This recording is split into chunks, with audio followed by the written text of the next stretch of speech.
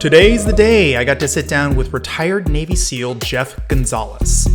Jeff holds a special distinction as the first person I've had on the show who's been my teacher, but not just any teacher, my firearms instructor. Jeff and I discuss his background in the SEALs, how he became a BUDS instructor, how he sees school shootings like the one in Uvalde, how people should think about firearms selection, open versus concealed carry, and so much more. We ran out of time, so I'll have to have Jeff back, but I really enjoyed this chance to get more of his incredible backstory. With that, please enjoy this conversation with certified, genuine, badass Jeff Gonzales.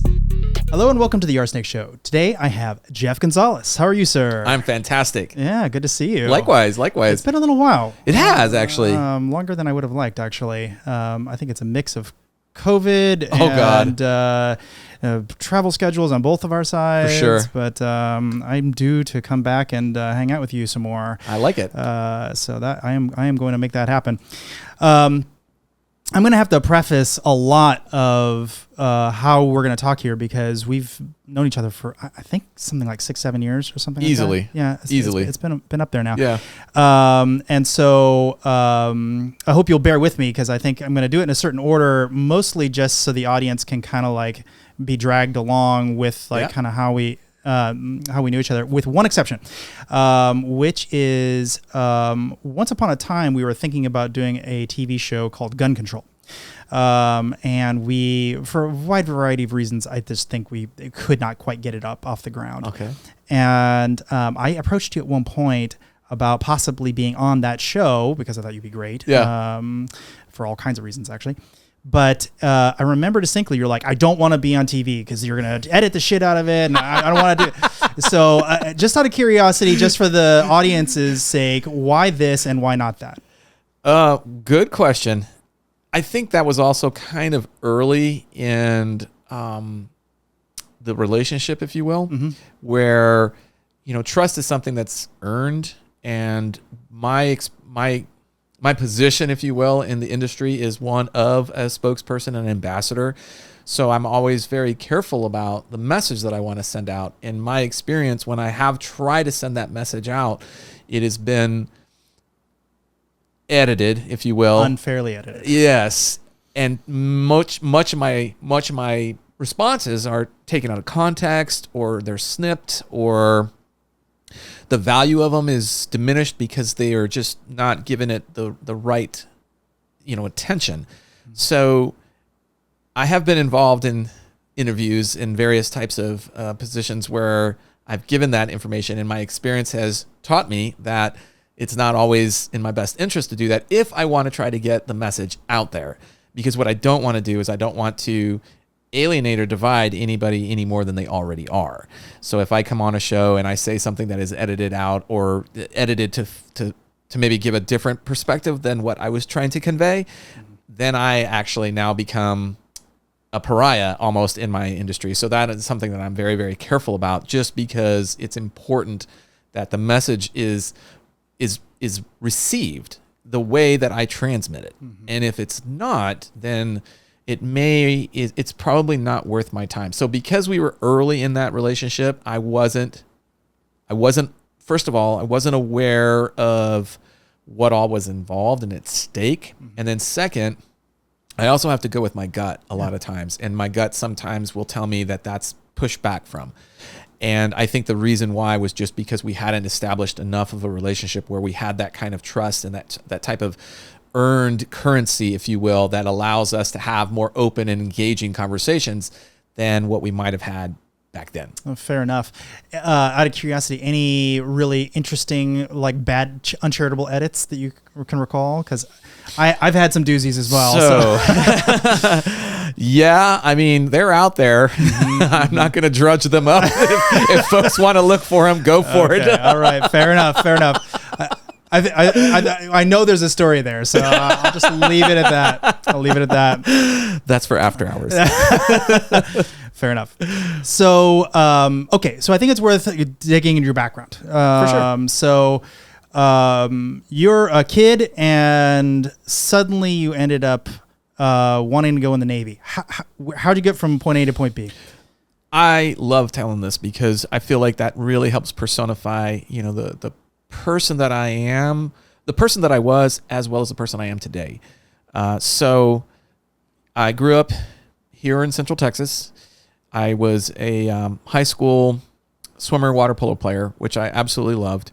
And about my junior to senior year, every time I went to the career counselor's office, I was told, hey, you should find something to do outdoors. Your scores say this, which was, basically whatever, park ranger, firefighter, forest, smoke jumper, basically, and all these other outdoor career paths.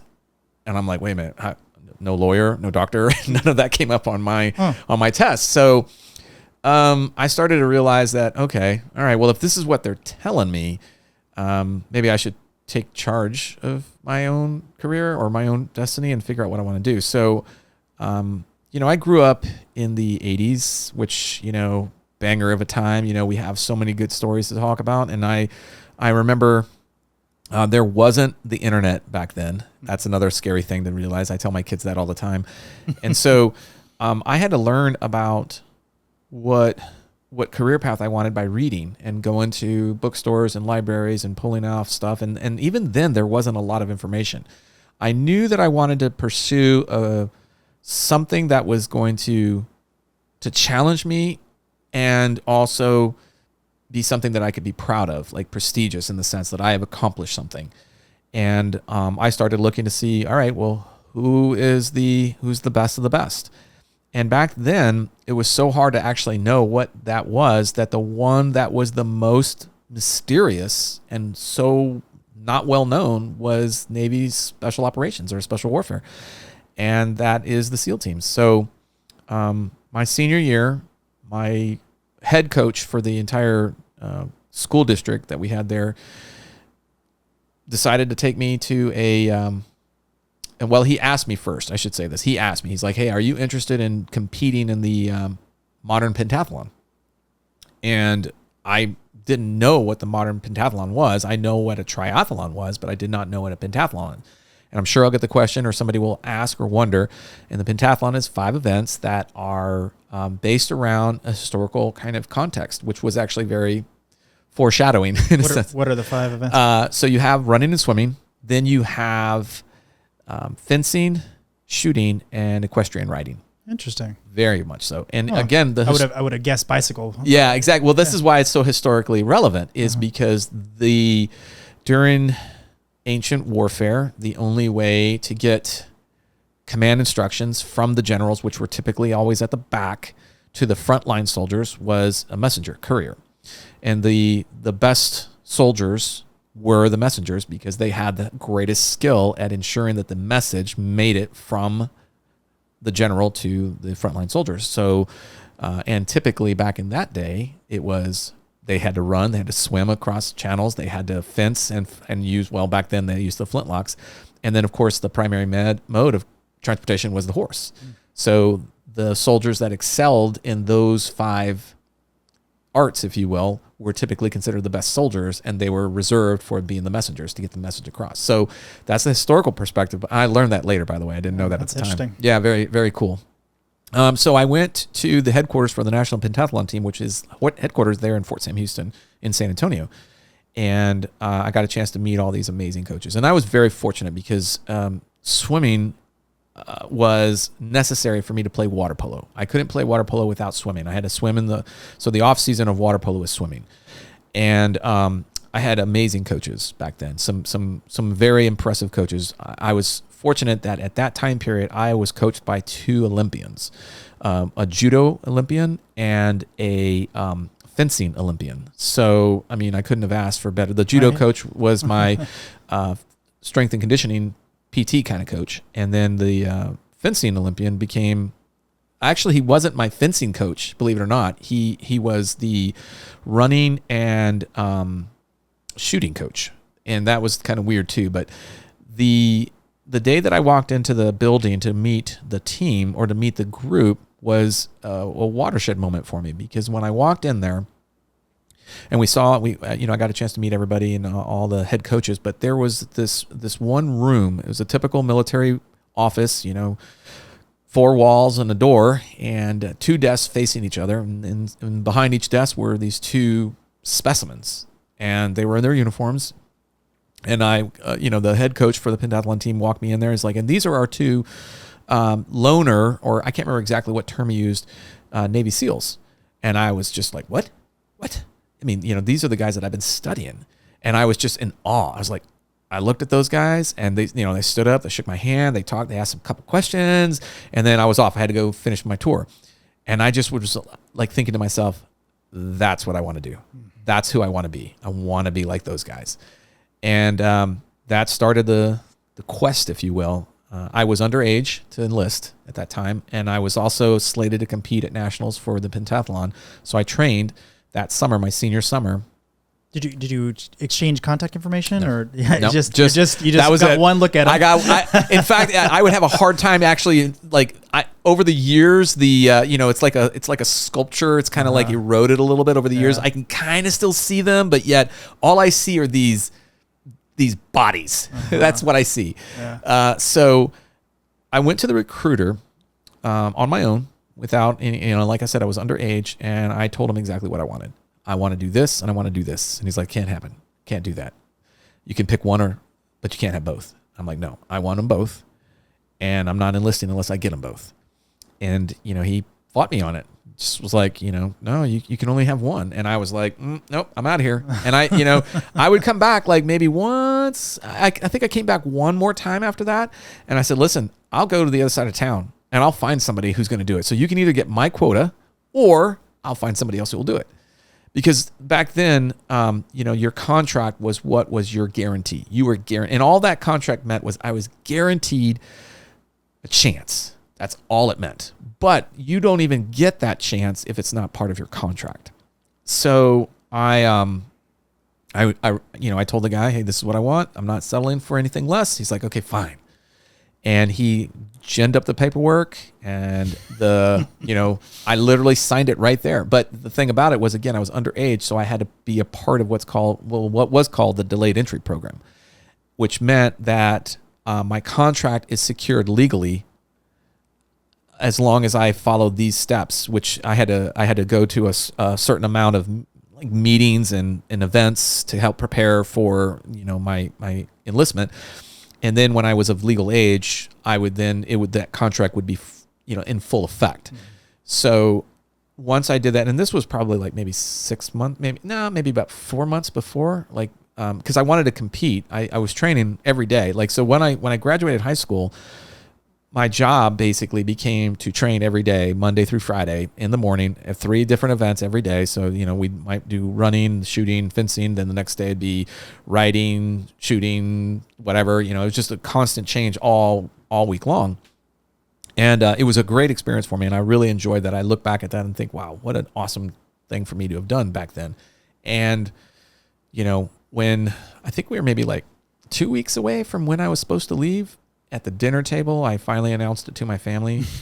By the way. Really? Yeah. Yeah, they had no idea. No. By the way, next Thursday, whatever, I'm leaving for the Navy. Join the Navy, and I'll be leaving. And they take that, jeez. Like you would expect. I tortured my mother through my military career. I tortured her. Something fierce. Just things that I did, a lot of the things that I did, some of them are still classified, so I couldn't tell her anything about what I did. I had an ex-girlfriend rat me out because I did a likeness of me appeared in a TV news report, a nightly news report, because there was obviously a lot of attention for what we were doing. And it was a likeness only. At least that's my story. And an ex-girlfriend went to my house and talked to my mom, and my mom was like, no, it can't be him because he's in California, because that's where I told my mom I was. Yeah, Mom, I'll be out of touch. I'll be in California doing some training. We're going to be jumping out of planes, so it's kind of weird, time zone, blah, blah, blah. So, and that was like, for, I would say, almost the vast majority of my military career. She had no idea. Her and my father, right? Probably saved her a lot of headaches. Either that or probably gave her more. I'm not entirely sure. The verdict is still out, but I love her to death. And, I'm very grateful that she was as understanding. My dad especially. My dad was, he told me, and we talk about this every now and then. He's like, when you walked out that door, you didn't even bother to look back. Like I said goodbye to you at the doorway. You walked out, got in the car, and that was the last I ever saw of you. Well, until I didn't see my parents until, gosh, it was a while, because boot camp, then A school, and then finally buds. I think they came to my boot camp graduation. I think so, and then I didn't see them again until my buds graduation, which is like maybe over a year. So that was kind of hard for them. But yeah, that's how I. That was the start of my military career, basically. Wow. I kind of I knew what I wanted. Well, I should say, and in the beginning, I had this idea of what I wanted. And through a little bit of research and through some more dialogue and then through meeting those individuals, it narrowed and narrowed and narrowed because I was looking at everything. Nothing was off the table for me. I wanted to be the best. And again, there was no way of really knowing what the best was. And so I chose... Without the internet, how would you? Yeah, exactly. So then I went with, okay, well, what is the one that is the most mysterious or the one that nobody knows about? And that was it. At the time, that was the big one. Ironically, I had a good friend, one of my best friends actually, who was on the swim team, water polo team as well. And we didn't actually talk about what we wanted to do, but the irony was the parallels between what we did. And when he graduated from high school, and we used to live in each other's houses back then. Like I'd get off school, I'd drop my books off and go run over to my friend's house. And, I'd open the door, walk in, and the mothers would say, oh, okay, here's my second son or my fifth son or whatever it was, and that's how we lived back then. And so we graduated on, I think, a Friday, and on Saturday or Sunday, he left. He was gone. And, everybody was out celebrating and doing all the crazy stuff after you graduate. And, come the following week, I was like, I haven't seen him. Where's he at? And I finally went over to his house, and his mom was like, yeah, he joined the Navy. And I'm like, really? He didn't even tell me. I didn't even know. I had to find out from his mom that he joined the Navy. So I'm in the middle of the pentathlon training, and one day I come home. I'm exhausted. I remember this. It was like, man, I'm smoked. I come home, and sitting on my sofa as I walk in my house, there he is. Super tan, shaved head. He was built already, because swimming and water polo is a very physical activity. And he just was like, whoa, dude, what are you doing? And that's when he told me, he's like, I'm at Bud's. I'm on, it was a holiday, 3-day holiday weekend. So he came home for the holiday weekend and finally came by to say hi to me. And I was like, you're kidding. And I'm like, I have so many questions. So he just beat you there by pretty much by a couple months or something? Yeah. By about 4 months, actually. Wow. Yeah. Because I think that was the summertime. I was like in the middle of it, and I didn't get to the Navy until September. Mm-hmm. Yeah. So the irony too, unfortunately, he had a really nasty fall. One of the obstacles in the obstacle course is it's hard to explain. It's called the slide for life. And I guess that kind of helps convey. Yeah. You better do it right. Why? Or you won't have life anymore. Why this is. So it's a four level apparatus that you have to climb up, and then there's a rope from the top that leads down to the bottom that you use to come down. So you climb up and you rope down. And there is a procedure for how you dismount the rope to allow other people on the rope to prepare for that, because there's a whipping effect. When somebody gets off the rope, it has a little whipping effect. So the one student who dismounted the rope did not, and it's a command, it's a voice command that you have to shout out. And then what you do if you're still on the rope is you hang on, mm-hmm. because it's like a little ride. Mm-hmm. And he did not get that command, was going hand over hand in what we call the commando crawl. And once that rope kind of started to bounce around in him, he lost his grip, lost his balance, and he fell. And he fell from basically like maybe the second or third level, which is pretty high. Yeah. And he fractured his femur. Ouch. Yeah, that was pretty bad. It was so bad that the Navy would not let him go until they fixed it. So he was medically basically retired, but yet the Navy didn't want to let him go because they owed him the rehabilitation and all the other medical stuff that went along with it. So it was a pretty bad break. So the irony was he was stationed on another piece of historical information, the USS Cole. He was actually, when the Cole was bombed, he was actually on that vessel. Bad luck. It was good for him, but bad for those that were lost. But they were in port when I went through Hell Week, and when we got secured from Hell Week, he was in my like the BEQ, Bachelor's Enlisted Quarters, is basically a barracks type event, and my roommate was married, so he only had to be there for inspections, but he lived with his wife in an apartment in town, so I basically had my room to myself. And so he came by, and I remember I graduated, once Hell Week was secured, he's waiting for me in my room, and Hell Week is just what it sounds like. And I remember I kind of stumbled in there, I took a shower, I laid down, and this is Friday, so we usually Hell Week secures around noon on Friday. And so you get to your barracks by probably about 2:00 because you got to go through a post-medical kind of thing. They're very detailed about that. And then after that, you're dismissed and you're off until Monday, basically. Yeah. And I got back into the barracks, and I slept from when my head hit the pillow until Sunday night. Wow. I got up to go to the bathroom. My thing back then was coconut cream pie from Marie Callender's. There's a Marie Callender's right up the road from where our barracks were. So he went and got me one.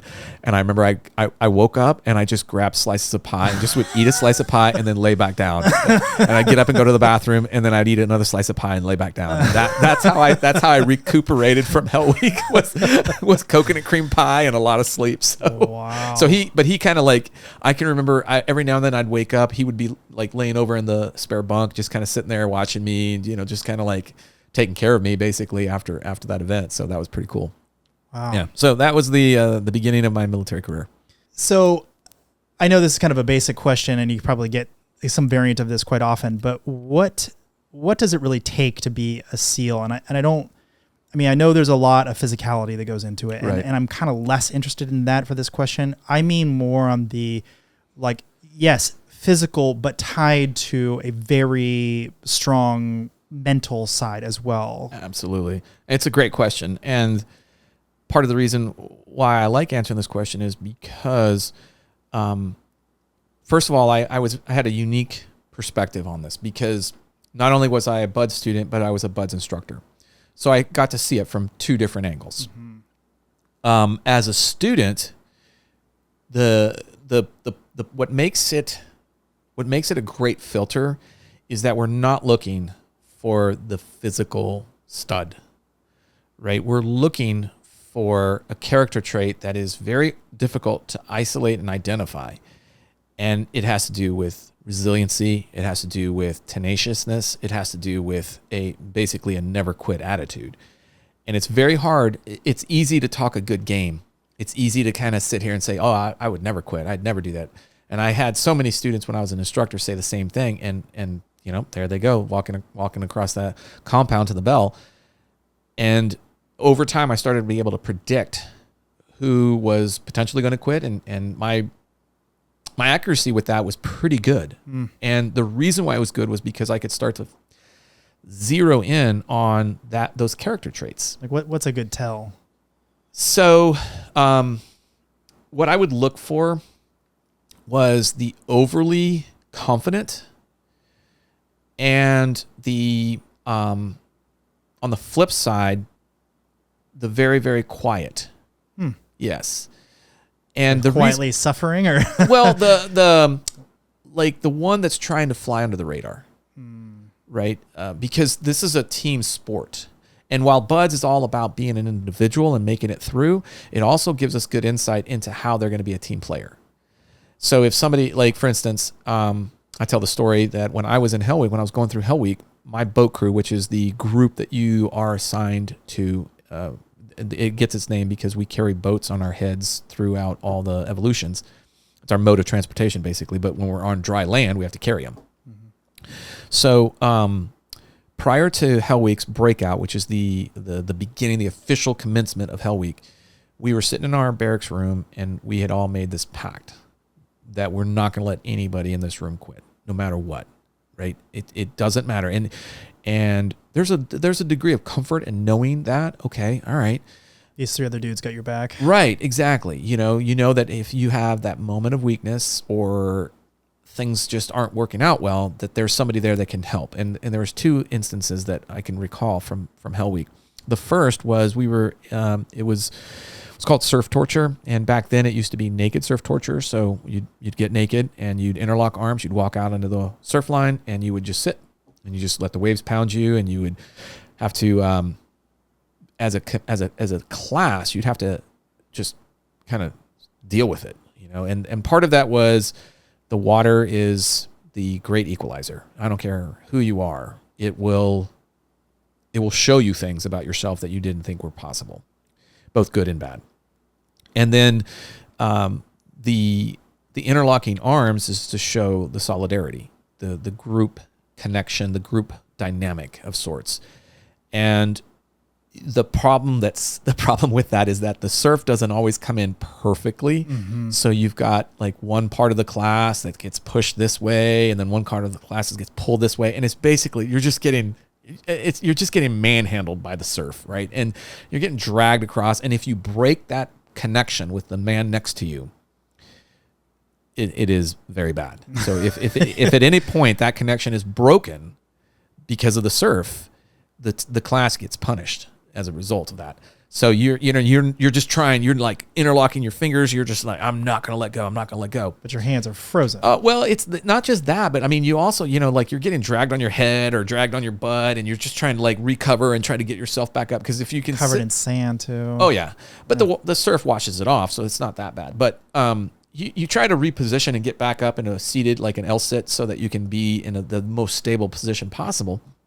And one of the guys, from my boat crew and you basically are aligned almost in the boat crews, but sometimes things change and you're not always. But in this case, I was all of my boat crew was all interlocked together along with all the other class members. And so what happened was one of the guys in our boat crew started to have a moment of indecision, and he was, and we're sitting there, everybody's like, no man, dude, you're good. Just, this is a game. We just have to play the game. That's all we have to do. We have to just sit in here. They can't keep us in here forever. I mean, back then that was what we always said. They can't keep us in here forever. Turns out they can, but they wouldn't, so there's people still there. Yeah, exactly. So, we're just trying to like get him. And here's the big difference. The thing that we're really looking for, the difference is motivation is weak. Discipline is strong. And so you can be highly motivated. That's why I talk about the overly confident. Those are highly motivated individuals. But if they don't have the discipline, which most of the time they don't, it doesn't matter. It doesn't matter how motivated you are. It's just all, surface. So he starts to get a little he was talking and we were trying to respond by talking. And now he's getting a little bit more uncomfortable. And he's actually trying to break out. And so we're like, no way, you're stuck here, buddy. You ain't getting out, And back then, during the winter season, they would the Navy would put up berms to protect the compound from surges and whatnot when the high swells would come in. So the instructors would go on the other side, and the rule was this: as long as we kept singing, if we stopped singing, the instructor would come over. So as long as we kept swinging, we're by ourselves basically in the surf, which is good and bad because you just never know if they really are all over the berm. I don't know if there's somebody, buried in the sand right here just watching us, because it very well could have been. But what ended up happening was he finally broke out of the interlock arms and started to walk up to the berm, and I did not put any thought into this. This was not something that I was like, all right, well, we made a pact. I can't let him do this, so let me think about this. What can I do? Nope. Instead, all I did was I got up, ran, tackled him. By his foot, I dragged him back into the surf. I was dragging him back to the surf zone. So this caused a commotion, and we had stopped singing the class. And so it did not take long for the first instructor to pop his head over the berm and see two naked men, one of which being dragged back into the surf zone. Because there was about 50 yards between the surf zone and the berm, the base of the berm, right? Mm-hmm. So I had a long way to go because he almost made it to the base of the berm. And as I'm dragging him back, we're obviously caught. And the instructors know one of you guys was trying to quit. Mm-hmm. And so, they realized that, well, it was probably the guy being dragged. So they dismissed me. They told me to go back, join my class. And I at first I just kind of stood there because I'm like thinking, oh man, if I leave, he's a goner. Yeah. Because that's when they turn on the smooth jazz. Yeah, right. They're like, oh man, we've all been there. You've had these doubts. So at some point, you're just standing there and he's standing there and you're buck naked and they gotta, it's gotta like, it's a big question mark. What did they even do? So I didn't want to leave him because that's when they turn on the smooth jazz. And I just was worried that he was vulnerable to the point where if they made him an offer, he might take it. And what I mean by that is like, hey, you want to dry off, we got a towel over here. We got a blanket. We got some hot cocoa. You want hot coffee? You want to talk a little bit more? Are you sure this is the right path for you? There's one instructor that's going to come up there and he's going to pretend to be your friend. And he's just going to work you to the edge, the edge of insanity to the point where you're like, oh yeah, I want to quit. But really what he's doing is he's highlighting those character flaws that we're trying to weed out. We're trying to select out. Anyhow, I was in no uncertain terms commanded to rejoin my class. So I finally did. Like I stuck around for like the first question and I just stood there and I remember they're like, why is he still standing there? And that's when I had very clear instructions to return to my class. Fortunately, he gained his composure and it was we all have those moments of weakness and he had his. And he, was adamant. Nope, I'm not going in. I'm going to go rejoin my class. And they're like, no, you're not done yet. We gotta take some time here. So, he did a good job of staving off the wolves, because that's what happens. Because it starts off with just one instructor, and then all of a sudden another one. Hey man, you know what? Yeah, you know what I hear? I hear there's some good opportunities outside of the community. You can. Yeah, I heard that, you get a really good deal doing this, doing this other thing. And it's like, when you see it as make one phone call. Exactly. It's so true. It's like, they're just feeding you this, it's so classic and so effective. Yeah. Because if you are having any form of doubts, any fissures, if you will, that's it. It does not, because once you're identified as vulnerable, it's like the best way that I can explain it is every instructor will know that. Like it comes out like in morning musters or something. Oh yeah, Robert, he is vulnerable. He is one to target. And as soon as they do that, every instructor, the whole wolf pack comes down on you. but in very intelligent ways. It's not like a bum rush. It's subtle and it's consistent. And it's like, and if you can manage to stave that off and like actually stick to your guns, okay, good. You did something. And if not, then it's the walk over to across the compound to the bell.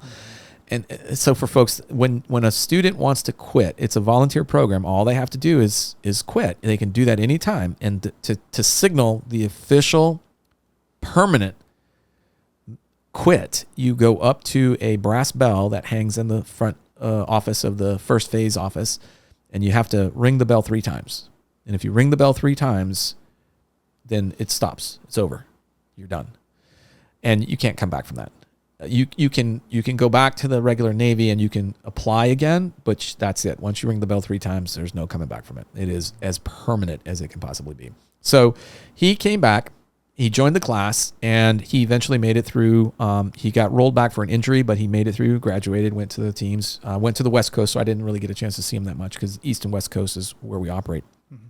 So that was kind of indicative of like, what we're looking for. So I saw it as a student, but then I kind of understood like coming back as an instructor. Well, but before you do that, how do you get selected to become an instructor? What's the... Good question. Yeah.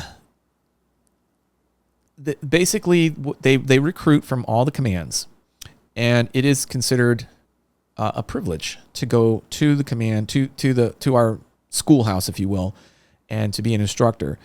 I did not look at it that way. I did not, and Because, and there's a couple of reasons why. So I went to the East Coast. The schoolhouse is on the West Coast. And in my head, I only saw myself as an operator. I never saw myself as an instructor. I always wanted to be. Boy, were you wrong, sir. Touche. Wow. It's true though. I only saw myself as an operator, and part of that was because that's what I felt like I was made to do. I was made to do that. God put me on the earth. I was extremely good at it. I found a calling, if you will, that I excelled at. And the reason why I ended up at the center, at the schoolhouse, was a fellow teammate had a terrible event happen to his family with his youngest child, a very traumatic event. And he was given orders, him and his family were given orders to go out to Buds as an instructor.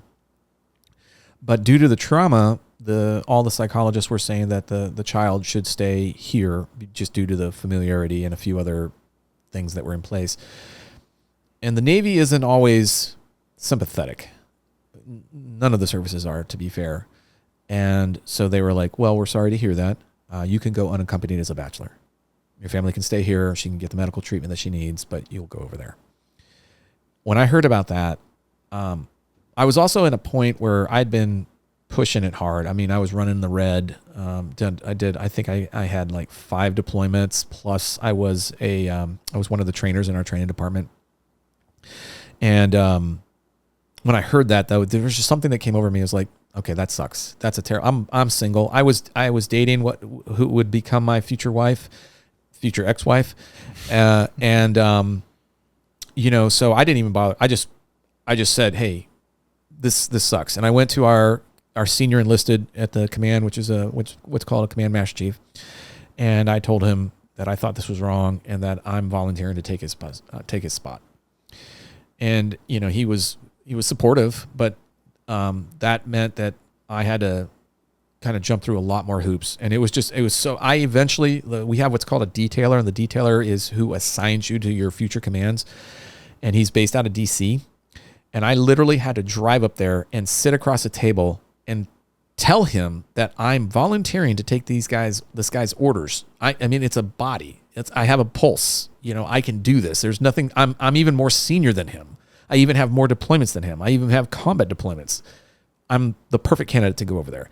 I had to sell it. I had to really get animated about this. And begrudgingly, he did. He swapped our orders. Mm-hmm. So my teammate stayed at the command to allow his family to reconcile that whole issue. And we packed our bags, and I went to I went out to Buds. Now, the thing about it was that before I could go out there, I had to go through some training. I had to go through the military's version of the instructor school. And in that process, the irony, here's another beautiful irony, is full circle. The military has a version of the Olympics, which is, it's a global thing. It's an international thing called CISM. And it's French, and I can't remember exactly what it stands for. But, all the various national military units will send their best to go and compete at these games, and they are pretty tough. And one of the events was the pentathlon. Only it's not the pentathlon that I did. Very different. But I was, during that transition period between when I was leaving the command and going to the new command, I had to do the training, and I got asked to do pentathlon. It was kind of like I wasn't really asked. It was part of the agreement, the deal. It was not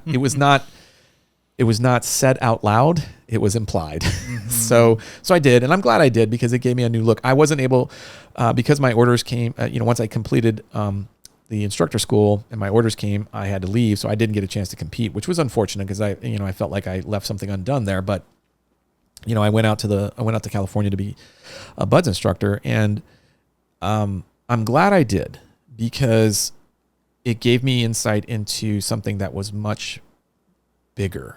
like You got to see behind the veil. true. It was very true. And then what the irony, here's another, God, I love this. It's so funny. When I walked into my phase and, we have a liaison basically, and he's walking me around and introducing me to all the guys. And he walks me into the officer's office, and there are two O's. One was a lieutenant. The other was a warrant officer. And I meet the warrant officer, who happened to be, 10 years earlier, one of my instructors. And so when I walked in the office and I saw him there, I was like,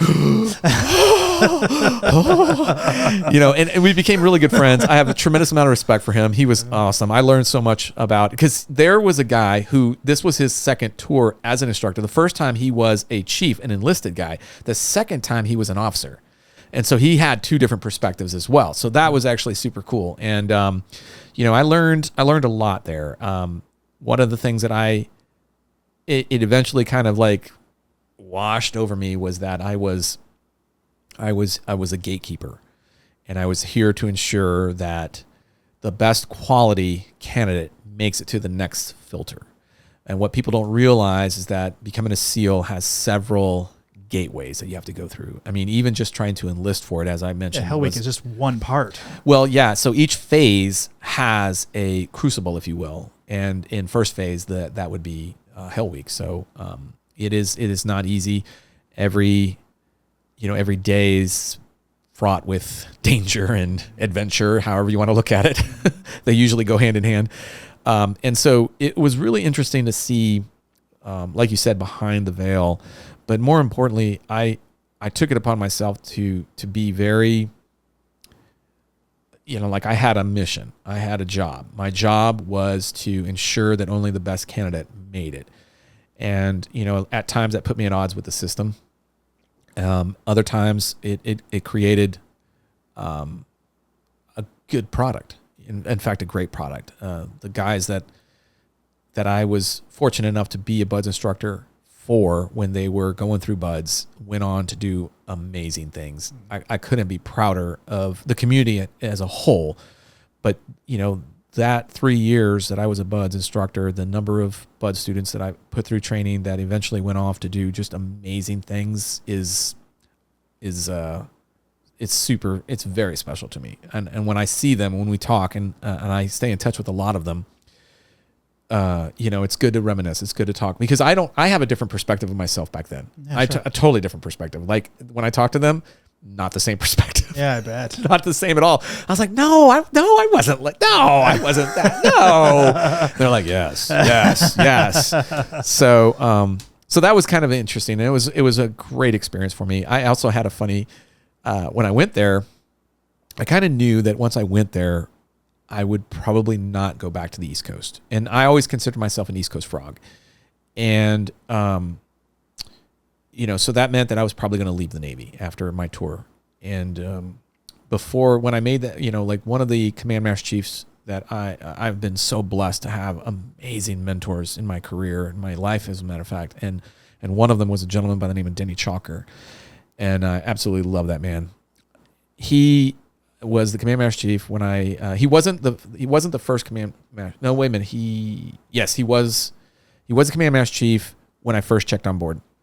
And then he rotated out and somebody else came in. But he called me in his office one day and he's like, so what are you doing? And I'm like, well, I've got to go get ready. I've got these evolutions. No. What are you doing while you're here at this command? What is your plan? I'm like, well, to be the very best instructor. He's like, no. Do you have, because it's technically considered like shore duty. So it gives you an opportunity to expand your professionalism in some senses, which usually equates to going to college. And he basically said, well, you're going to go to college. And I'm like, no, I'm not. No, I'm not. And he's like, yeah, you are. And I'm like, Master Chief, I'm not going to college. That's not what I don't see that. And he's like, you will go to college or I will make your life miserable here. And I'm like, I guess I'm going to college. So I did. I went to college. I actually, again, that turned out to be an amazing experience because not only did I undergo the military's instruction program, which is a great 3-week long program, but my college education is in workforce development and education. So adult learning basically. And, which was because I would apply a lot of the stuff that I was learning in school to what I was doing in the Navy at that time. And then it just kind of, again, catapulted me into where I'm at today. So pretty interesting kind of. So was there any one particular evolution or thing that was just like, you pretty much know this is the one where you're going to have the most amount of drop off? Like, oh yeah, this is the one that's. So like I said, every phase has filters, gateways, if you will. And, once you make it past the gateway, you're good until you get to the next one. And first phase has Hell Week, which is a long evolution. It's basically starts Sunday night and it goes until Friday afternoon. Then there is second phase, which is back when I went through training. Second phase was land warfare. Now land warfare is third phase, but back then it was second phase, and we had what we call our FTX, which is basically where you go out and you do these mini missions. Basically, you work for a week. Basically, you get like 4 missions. They are all done at night. You do all your mission planning during the day. You rehearse during the day, and then you go out and you do your target hits. And it's basically 4 nights. And then in your third phase back then, which is second phase now, it's diving, which is where you get the combat swimmer type stuff. And you have a similar type of thing where you do all your night dives, and all your night dives are all ship attacks. You're going into the harbor in San Diego and you're hitting these ships in a real active live harbor with sea channels that are actually in play. And so, it's a pretty big challenge. And each one of those, has unique challenges. Like pool comp is part of diving, and it's basically pool competency. They want to make sure that you're not going to panic when you're in the water, low on oxygen at night. Yes. And it's funny too, because a lot what I took for granted as a student became very apparent to me after my first tour in combat. And I was very lucky because my first tour in combat was my first deployment. So I literally got to the team. I didn't even finish the SEAL tactical training, the STT. I got pulled out, put in my platoon, and shortly thereafter we were downrange. And so many things that happened at BUD/S were instrumental in my success in the teams that when I eventually made it there. One of them was we did this dive. So you go through pool competency. Basically, you have to you go down. You got your twin 80s, which are these big, heavy steel scuba tanks, and you go down, and you're basically you're being attacked by the instructors. They'll come in, they'll pull your regulator out, they'll pull your face mask off, they'll just throw you around like simulating you're in the surf zone, and then they'll let you go, and you got to kind of repair yourself. You got to kind of like, okay, what priority of needs? What do I need to do? Well, I got to get the air going. I got to get my regulator back in my mouth, got to purge it. Then I can find all my gear and then try to swim to the surface without being molested again. So if you're lucky, yeah. And there's stages to that. So, the first stage is just kind of like, it's uncomfortable, and it kind of puts you at, you're like, ooh, okay, this is not fun. Second stage is a little bit harder. And the third stage is what they call the whammy. And the whammy is designed to like put you in such you're just, oh, this is not good. And my whammy was, I can remember the whammy so vividly because the regulators that we use, the hoses, are very pliable, and to simulate the flow of air being obstructed, they'll tie a knot in it, and the hose is so pliable that they can tie a knot. That's what the whammy is. The whammy is a knot that you can't get undone, or you panic before trying to figure out how to get it undone. And oh man. And I came from a swimming water polo background. It's not like I haven't been underwater, haven't been partially drowned before. So, it's never a fun thing. Don't get me wrong. Yeah. It's never fun to be drowned. But I remember I was getting close to panicking. I couldn't get the knot undone, and you try to prioritize the work so that because you have limited air. So you're trying to get the things done that matter first. And getting the hose unknotted seemed like the first thing to do, right? Well, I couldn't get it undone, and I'm starting to get, you get the kind of like the funky chicken going. And what I ended up doing was what didn't make any sense at all, which was I took the regulator off. You can unscrew it, remove it, and the difference is that the regulator has a staged array to help take the high pressure air and bring it down to something that's not going to kill you. So now it's just like this fire hose of air. Yeah, exactly. But what I ended up doing was I took the regulator off and I opened up the valve. And what I did was I created a cone of air in the water and I put my face in it and I could breathe. And so I turned off the air and I had a full breath of air at this point. And now I'm like, and I, like at that point I said, okay, I need to help figure out how to get this knot undone. Cause you can't come to the surface like that. That's not a pass. Right. So I went across the bottom, found my face mask, purged my face mask. Now I can see, and I'm starting to work that knot out. And what ended up happening was I had to go back to the regulator and get another batch of air. So I go back to the regulator, open up the air, put my face in it, take a big breath, close it off. And now I'm managing to get that knot undone. And I'm telling you, the first time I got it to move, I was like, I was elated. I was like, oh my God. So I got it undone enough to where I could put the regulator back on, open it up, get it in my mouth and start breathing. And then I could start doing everything else. Everything else after that, getting the tanks back on, getting your fins, your weight belt, your knife, all that stuff. Yeah, easy day. And then I surfaced. And I remember like when I got to the surface, there were a bunch of instructors that were just standing there looking at me because I was down there for so long. And they have safety swimmers that are there and they're just watching everything and they're relaying what's happening. And they like when I get up, you get up on the pool deck, you take the tanks off and they kind of look at you and they're like, and it's the closest thing that you're going to get to a compliment. That's it. You got one nod. That's it. That's it. And then you just go and you sit with the guys that successfully completed the evolution and you wait until the evolution's done. There's guys over here on these bleachers that have finished it and they got to pass. And there's guys over on these bleachers that didn't finish it and they got to fail. Because if you shoot to the surface, you fail. Yeah. Automatic failure.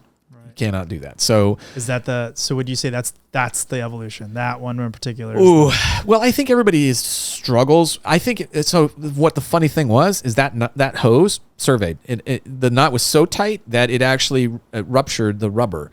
And so now there's like air seeping through the hose and they can't use it anymore. They got to replace it with another one. But I think everybody will come face to face with their own demons in their own way. Like somebody might be very strong. Like I happen to be really competent in the water. That was a gift for me because we do so much in the water.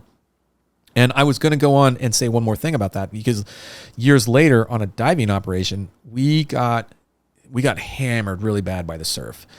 And my swim buddy, which we do everything in pairs, my swim buddy took some heavies, and what ended up happening was we had to basically give up on the training because the situation had become so dangerous, and literally I had to help him. Like we literally had to put our fingers into the sand to keep us from being trashed by the surf. It was so bad. And I mean, you got nothing on. I mean, everything is already, your regulator is getting, when that surge hits you underwater, it's very powerful, particularly when you're closer to the high water line or the beach. And I can remember flashing back to pool comp and just thinking, oh, okay, well, this is real pool comp. Okay, I got this, And so we managed to kind of you're tethered together with a line, your swim buddy line. And the surf is just throwing you, it's just spinning you like you're in a wash cycle in a washer. And we eventually kind of were able to pull each other together, interlock our arms, get down, and then we just both dug our hands in, and we would just kind of wait. I lost my face mask. He lost one of his fins, and he was going to pull his life jacket, which would have put him on the surface in the surf zone, which is almost just as bad. And so we actually were the only pair that made it out past the surf zone because we were supposed to start this dive and it was supposed to be from the beach into the water and then over and blah, blah, blah. And the surf was so bad, they actually canceled it. And they were waiting for all the swimmers to return to shore and get a full muster and head count. But we just kept clawing our way through the surf zone. We got out past the surf zone. I lost my mask. He didn't have a fin. We managed to make it out to the safety swimmer boat. we're like, where is everybody? Like, hey, I was like, because I know that in the safety swimmer boat, they'll have extra gear. And I'm like, if we're going to finish this, we got to get a fin and I got to get a mask. We can't do this without those. I mean, we could have, but it's like, okay, they have the spare gear there. So we need to go and get the gear. And they're like, where have you guys been? And we were the only ones that hadn't checked in because we just kind of like manhandled our way through that surf zone. And they're like, we were like, well, the surf was pretty rough. We had a hard time getting through the surf. Like, you're the only ones that got through the surf. I'm like, what? You can see everybody on the beach, on the shoreline, and I'm like, I'm not going back through there.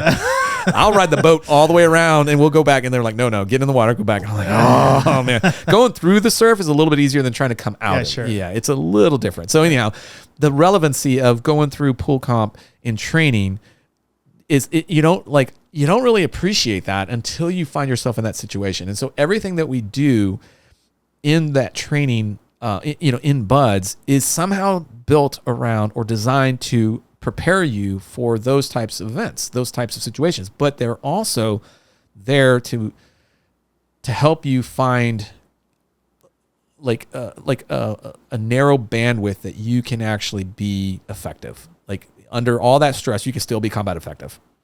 So anyhow, wanted to finish that up. So you and I met years later. Yes. You are well and truly out of the Navy, and you have started doing training outside the Navy, despite the fact that you didn't want to do training. That's called eating crow. Lots of it. I don't know. I'm going to let you live that one down. So I had just had a very traumatic is maybe too strong a word, very serious situation in my backyard where I had to hold a gun to a guy to keep him on the ground for 12 minutes until the police arrived. And it was just a big mess. Right. Nothing ended up happening. No one got shot or anything like that, but it was definitely a wake up call. I'm like, wow, I don't know my way around weapons. I don't have lighting in my backyard. I don't have cameras set up, all the things, right? Sure. And I went outside for some reason, it was so bad. No, we don't need to critique all the bad, Robert. But so I met you, I think it was either the next day or the day after. I can't remember. A friend of mine brought me to the range where you were working, and I started relaying this story to you. And part of the story was I was completely undressed. I was fully naked, going out and trying to stop this guy with a shotgun at one point and switch to a pistol. It was just a big cluster. But I remember I was retelling the story to you, and you said something to me which stuck. And you're like, Robert, firefights are clothing optional. And I don't think I laughed in that moment, but inside I was dying laughing. I'm like, that is really funny.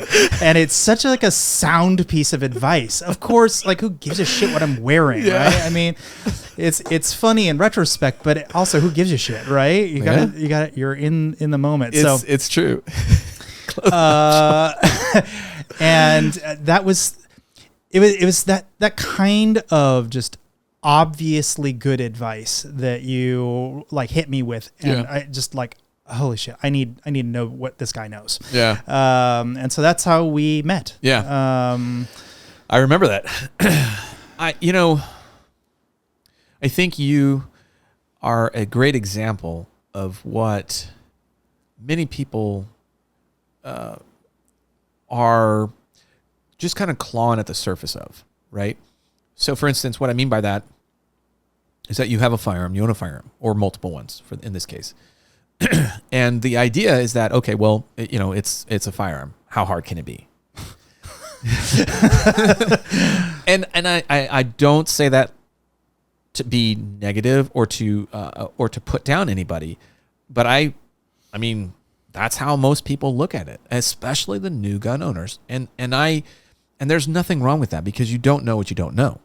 And that's the first thing I try to get across to people. It's like, hey, you don't fault yourself. You came out of it, fine. I mean, in the end, everything worked out great. You got the outcome that you wanted. So let's take a step back and acknowledge that. And now what do we do in the off chance that happens again? And the advice that I try to give to all new gun owners is to, number one, acknowledge what's a strength, what's a weakness? How like, be honest with yourself. In this day and age, you can watch a lot of videos and you can become fairly knowledgeable. But there's a difference between knowledge and capability. And that's where I think the training, the education, that's where hands-on is supreme. That's where it really, really kind of, it's like trying to learn a martial art without actually ever performing the martial art on anybody. It's like, it sounds great when you're just working through your drills or your katas and shadow boxing and all that other jazz, but it's a completely different story when there's a real opponent.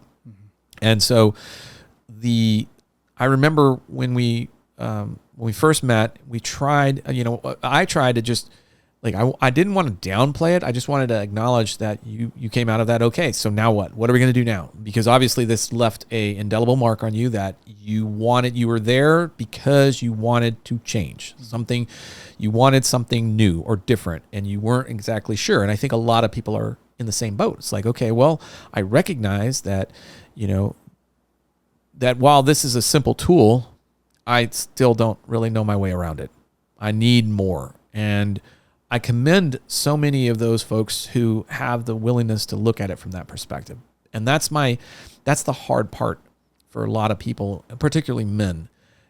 There is this perception that out of the womb, you should be able to, rock a 1911 like it's nobody's business.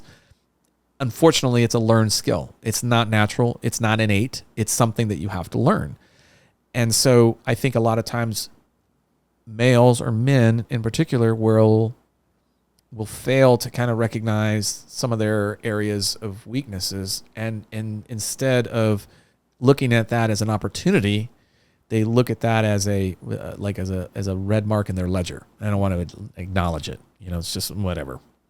So you did just the opposite. You went and you started to glean as much information as you could, the knowledge, but then you also started a journey that brought you to a level of competency that I don't think a lot of people can appreciate. Like, I mean, in your head, it's just like, okay, well, that's what I did.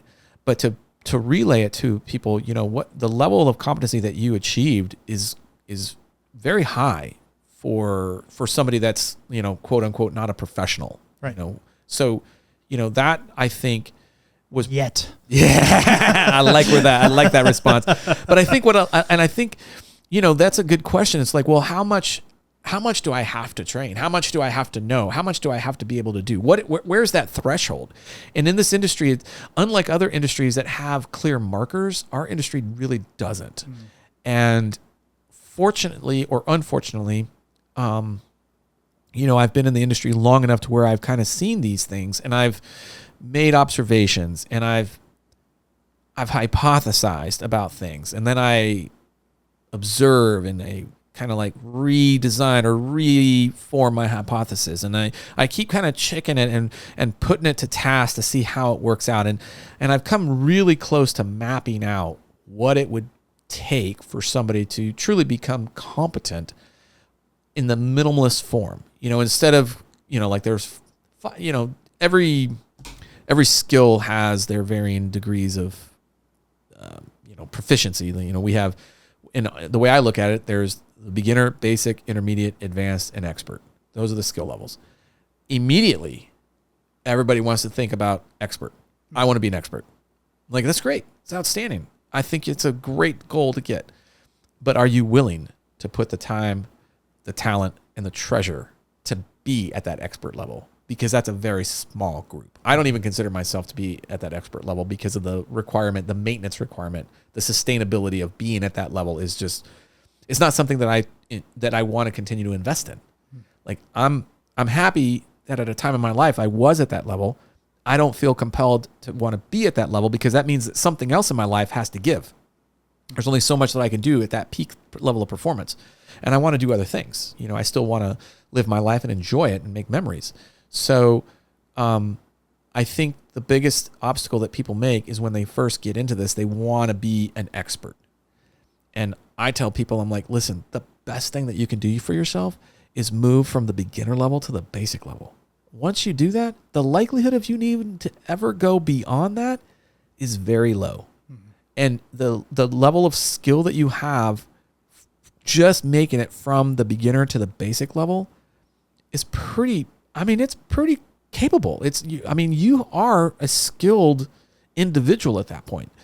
And like, I think a lot of people, like when you first purchased that firearm, maybe the thought came to your mind that, okay, I just need to shoot a couple boxes of ammo and I'll probably be good, right? More or less. Yeah, exactly. I think that's what I think that's a very respectable kind of thought. Maybe even thought I had to hit the target. Yeah, that's a normal kind of thought process. And if I could tell you that to move from the beginner level, but it's also still very nebulous. What does that mean? Okay, if I shoot a couple boxes every other month, blah, blah, blah. But if I could actually tell you that it will take you this many rounds of ammunition and this many hours to actually... And good reps. Yes, there's a difference. If I could give you that information and you can then say, oh, wait a minute, you mean it's going to take me this many hours and this many rounds of ammunition to fire to be able to move from beginner to basic? Okay, I'll do that. I'll make that happen because I've given you a finish line, or maybe not a finish line, but I've given you an inline. You may still I have so many people that will make it to that inline and say, you know what? I want the next level. I feel pretty good. I'm going to challenge myself. I want to go for that next level. And they keep going and they keep going and keep going. It's great. Awesome. Love those. But then there's others that are like, you know what? I'm good. This is all I needed. This is it. I'm fully capable of protecting myself, my loved ones. I'm good. I just have to work out maintenance. Maintenance is the next thing. So you have a class you call DP2, Defensive Pistol 2. The first time I took it, I failed. I didn't terribly fail, but I certainly did not pass. And another guy I know also failed. So this is the tale of two completely different people failing the same class.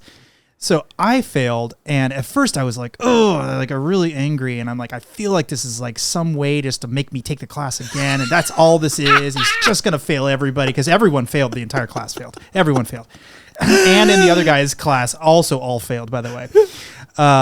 And so the one guy, he stayed pissed. He's like, no, I'm not doing that ever to myself ever again. No, hell no. And I went in, I'm like, there is a way to get a high enough score on this test. There is a way to do this. And I went in and I drilled myself at least 3 times a week for at least 200 and usually more like 500 rounds each time I went. Yeah. I probably conservatively put 40,000 rounds downrange before I felt confident enough to take the test twice. Wow. The second time. Wow. And I took it again, and I was the only person who passed that class. Yeah. So that's really what it took. I mean, in case someone's wondering, you said how many rounds? Well, in my case, it took 40,000 rounds. Yeah, that's a lot. We've mapped it out to much lower. Well, I was on my own. Right? Yeah, exactly. I was just in my own head trying. 100%. And you know what? Kudos for you, or kudos to you.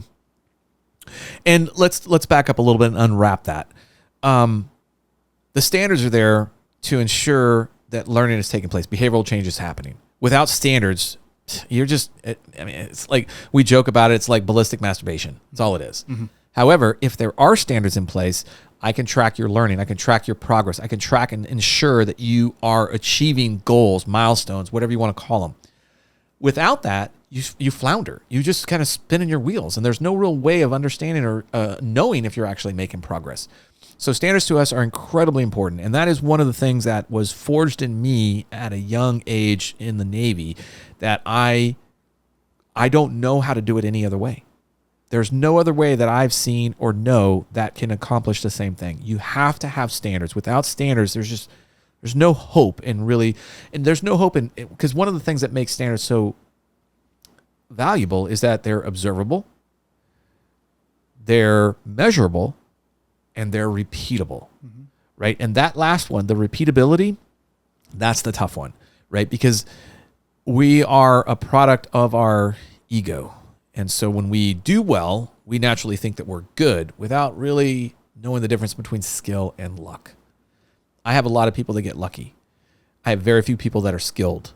And that's a big difference, right? But through standards, we're able to track that. And we're the only company that really does that. We've been collecting data points since we started our business.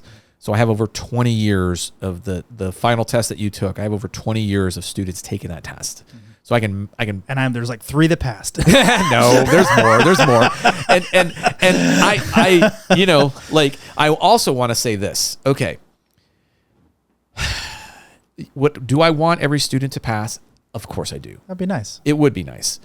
I don't expect it. And more importantly, what I encourage the students to look at is if you're like, what I found to be more valuable in your experience was that you had a negative outcome that produced a positive experience, right? You failed, yet that failure prompted you to continue to move forward, right?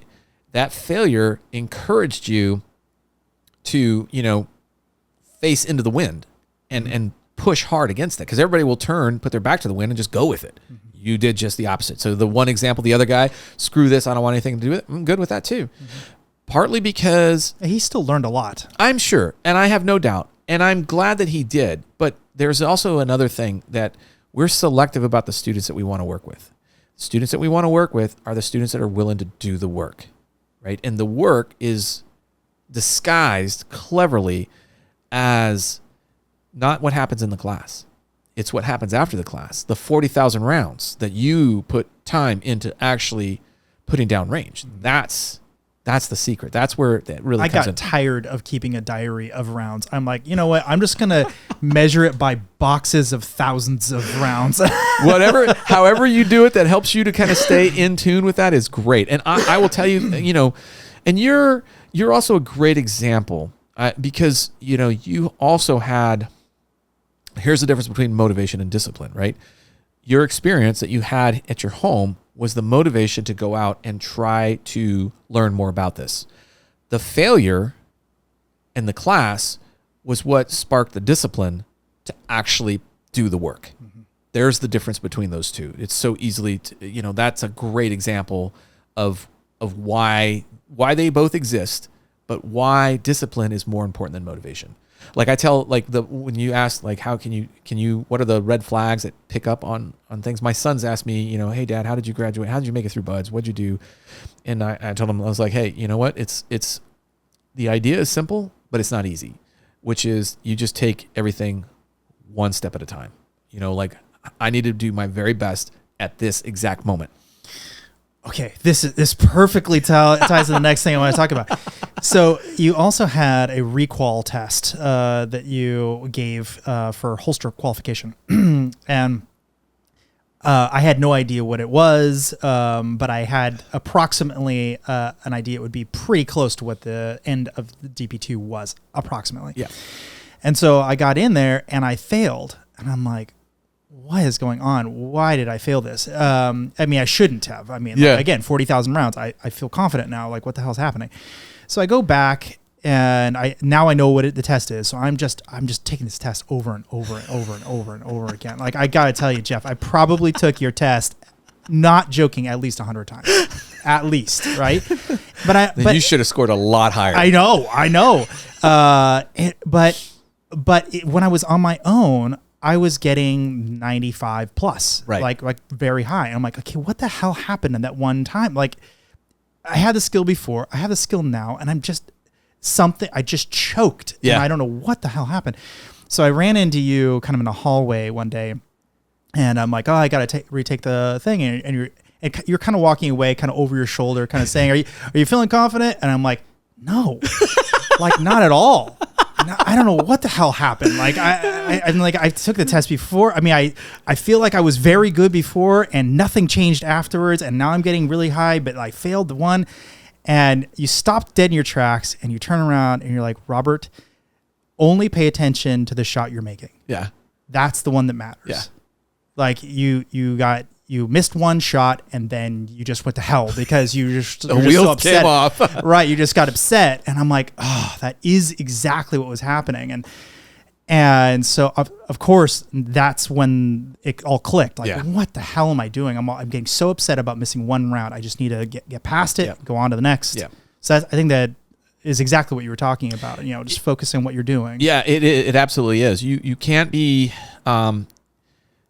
focused about what happened in the past, and you can't be so preoccupied with what's going to happen in the future. You have to be present. And that's what we talk about, shooting in the present tense. You have to shoot in the present tense. Everything is happening in real time, and the more capable you are at shooting in real time, the better shooter you're going to be.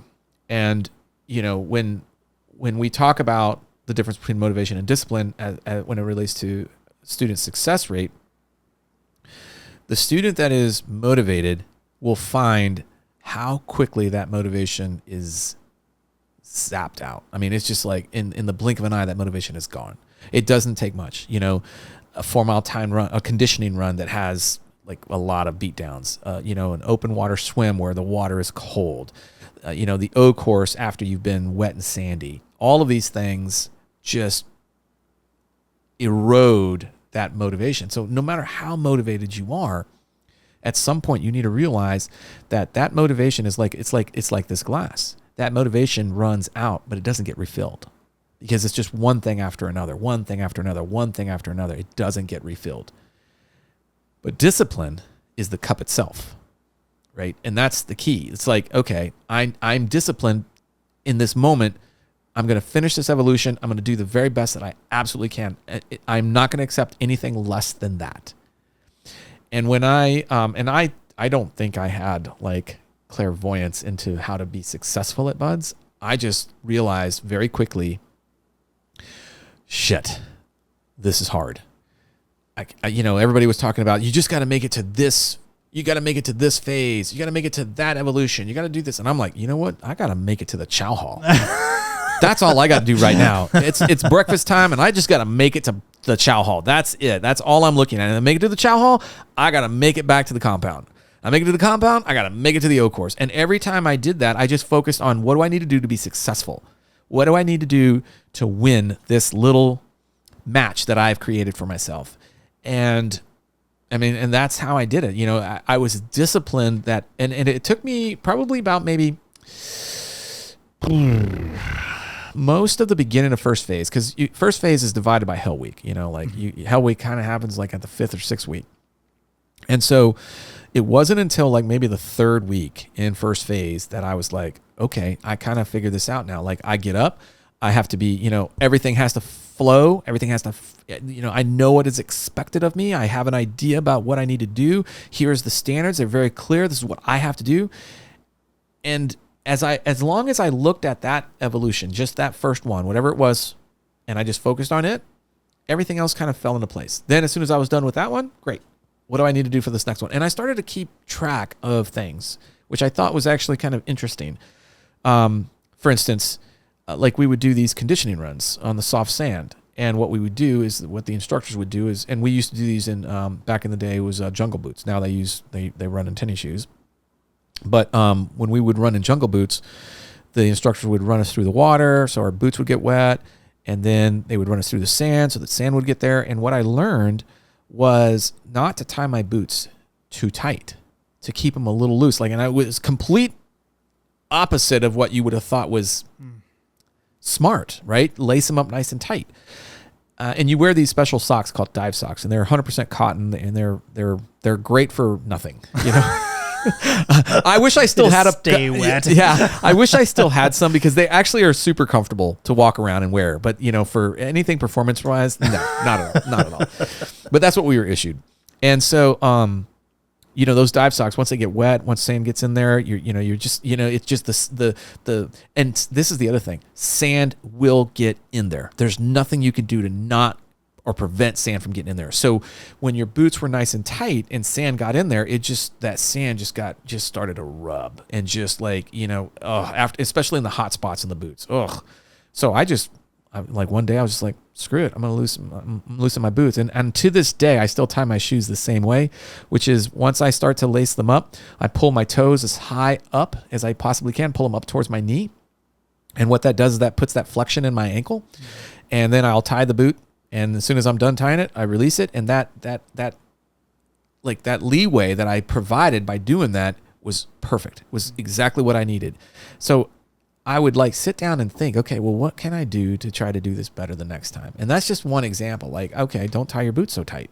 And then I experimented with all these different ways of tying boots. Like everybody has their own system, right? And I just tied mine normally, except I just flexed my foot up or my toes up towards me. And every now and then I would kind of like circle my ankle a little bit just to kind of like make sure there was enough flexion in there. And that was it. But I would not have known that. I would not have learned that had I not been put in those types of situations to where, okay, how do I do this? Because that's the other thing. What people don't tell you is that each phase you have to do the next, you have to perform better than you did in the past phase. So for instance, the 4 mile time, it's worse. Yeah. The 4 mile time run starts off at a 32-minute time cap, right? So as long as you complete it before 32 minutes, you're good. Second phase, 30. Then in third phase is 28. So by the time you finish buds, you will have dropped 4 minutes off your 4 mile time run, or you won't graduate. It's that simple, right? Wow. So whether you like it or not, you are going to get better.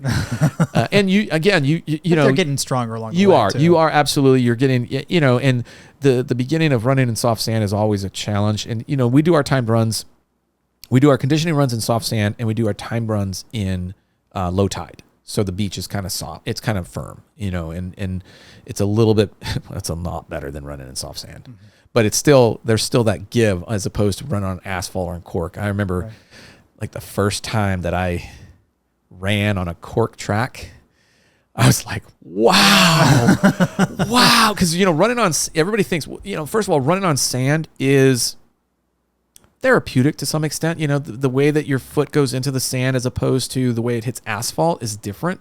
And we've learned this because, you know, we have a lot of injuries in our craft, if you will. And so, you know, we've learned how to try to mitigate some of those injuries without compromising the performance standards that we're trying to get. Mm-hmm. So you just kind of learn these things. Like what you would learn is when you're running and you're doing conditioning runs, if you're running in soft sand, like true soft sand, you want to put the toe of your boot in the heel pad created by the person in front of you.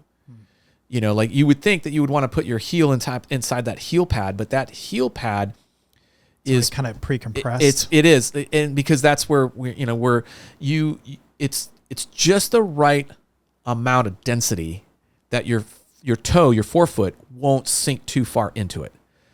And there's a hole because your forefoot is bigger than the heel. So your forefoot is basically pressing the sand into the hole and it's stopping. It doesn't go deeper than that. And so if you know, again, you just kind of learn these things as you're doing it. Cause you know, when you're looking for anything and everything that you can do, you know, like I joke about this, but you know, we shave our head so we can be faster on the runs. If that's going to give me an extra, in the water. Yeah, exactly. If that's going to cut my time down, I'll do it. Whatever it is, I'll do it because, you know, it definitely gets challenging going from 32 to 30 to 28. You know, like that's tough, especially in boots. Running in combat boots is not easy. And also with packs too, sometimes. So yeah, we don't do the pack runs or the ruck marches until we get into land warfare. But then in land warfare, everywhere you go, you know, because when we go into land warfare, we move away from the compound, we move to training areas. And so to substitute for the boat that you carry, it's now a rucksack, and it's a rucksack loaded with crap. Sometimes rocks. When we do a I think it's an 8 mile ruck march on the island, and the students have to, the instructors run with a ruck as well, and it's a ruck march, which means that you got to keep a certain pace in order to do it. And depending on what instructor leads it, sometimes that pace is actually a run, even though they're walking, everybody else is trying to run. But the rucks have to weigh a certain weight. And there's a scale at the end. Do they know there's a scale there? They learn this after. Well, so there's another thing called the student intel network, and that basically means that the senior class passes down cheat codes to the class below them of sorts. So by the time you get out to the island, you know that there's going to be a scale. But what's always interesting is to see who comes in, like, and it never failed. There would be somebody that said, but it weighed 30 pounds. I weighed it. It weighed 30 pounds. I'm like, okay, well, guess how much it weighs now? It does not weigh 30 pounds. Take it down to the surf. I'll bet you once you bring it back nice and wet, it'll be more than 30 pounds. So, I always like joke about this, but there's, somebody that's like looking to do the bare minimum. Yeah.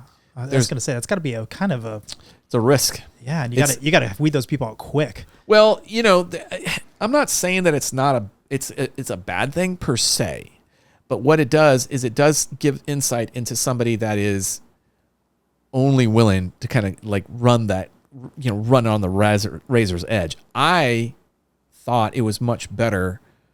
Like I remember when I went through buds. Is it if you're not cheating, you're not trying sort of situation? So I love that phrase because whenever I heard it from a student, I knew that was somebody like I would tell the student, I'm like, all right, that's somebody that doesn't know what it's like to win. If you do the work, you're going to win. Simple as that. So I can remember my boat crew leader, because basically it's not just you that gets punished, it's your boat crew leader who failed to double check to make sure that we're within regs. So my boat crew leader would be like, no, go get rocks. It needs to be 31 plus. 31 plus. We're not settling for 30. It's got to be 31 plus. And you're like, but it's 1 pound.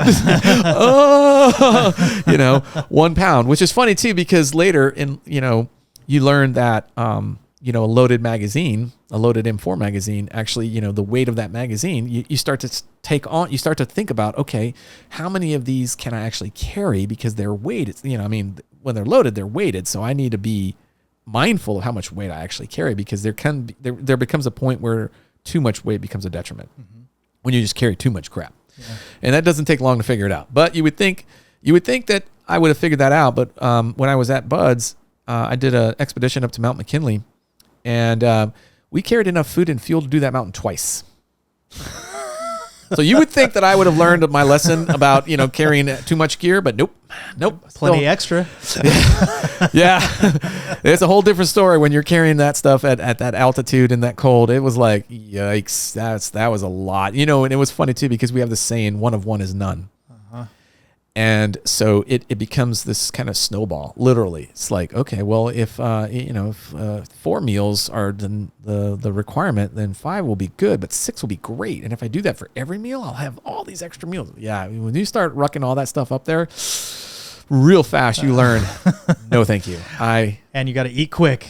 Keep eating. Yeah, it's like, but that's the problem, because when you eat all those extra meals, you got to bring extra fuel. So it's not just about bringing extra fuel, because it's also now about bringing extra water to cook those meals with. So just bringing the extra meals, you didn't realize the cascading effect of torture that you were putting yourself into.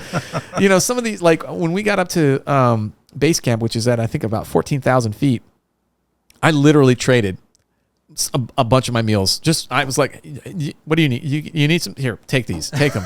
It's like, what do you want? I don't know. What do you got? It's like, I don't care. I don't care. As long as I don't have to carry it or it doesn't weigh anything, I'm good. You want to, we didn't have Venmo back there, but if you want to spare me, you want to, buy me a couple drinks down at the lodge. Perfect. That's all I need. So yeah, it was funny. We were trying to strip down, and you don't obviously want to leave stuff there, because that's litter, if you will. Right, sure. So you try to repurpose it in some way, shape, or form. But yeah, we had enough food and fuel to probably do that mountain twice.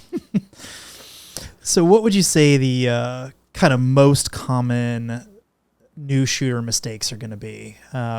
If I were to guess, one of them would be something like people focusing way more on the hardware as opposed to actually getting good. They're like, well, and they're trying to nitpick every single part of the gun as opposed to 100%. I feel like it's kind of like that.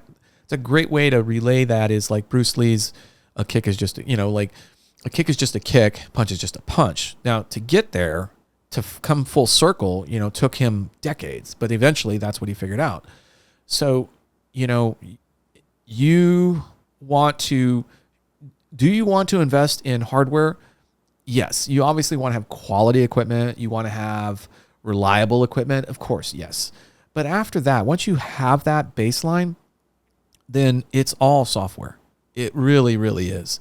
And it's if I were to kind of like identify the top 3 mistakes that new shooters make, the first is, let's also caveat that with the new gun owner that actually is trying to learn how to shoot more proficiently. Okay. So the top 3 that we see a lot of times is, I guess the easiest way to say this is that there's so much information that there's too much information. And so I've got a shooter that's got 3 different ways in his head about how to do one thing. And all 3 of them are merged together, performing some just like terrible like outcome. It's just like, ugh.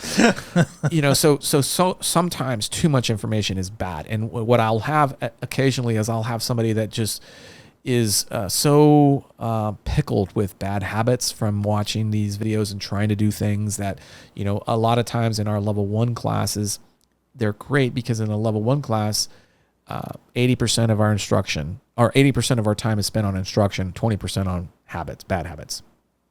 At the intermediate class, that's reversed. Only 20% is on instruction, 80% is on fixing bad habits that people come to the class with. Because at the intermediate level, we attract a different clientele. Somebody that's been shooting for a little bit, has got some time under their belt, if you will. So they just come laden with bad habits. Yeah, and that's frustrating, but it is, and it's gotten better, but it's still prevalent. Then, so that's the first one, is there's too much information out there. The second one is not having not having an appreciation for the fundamentals, right? And the fundamentals, I've preached this for so long, right? There's no such thing as an advanced gunfight.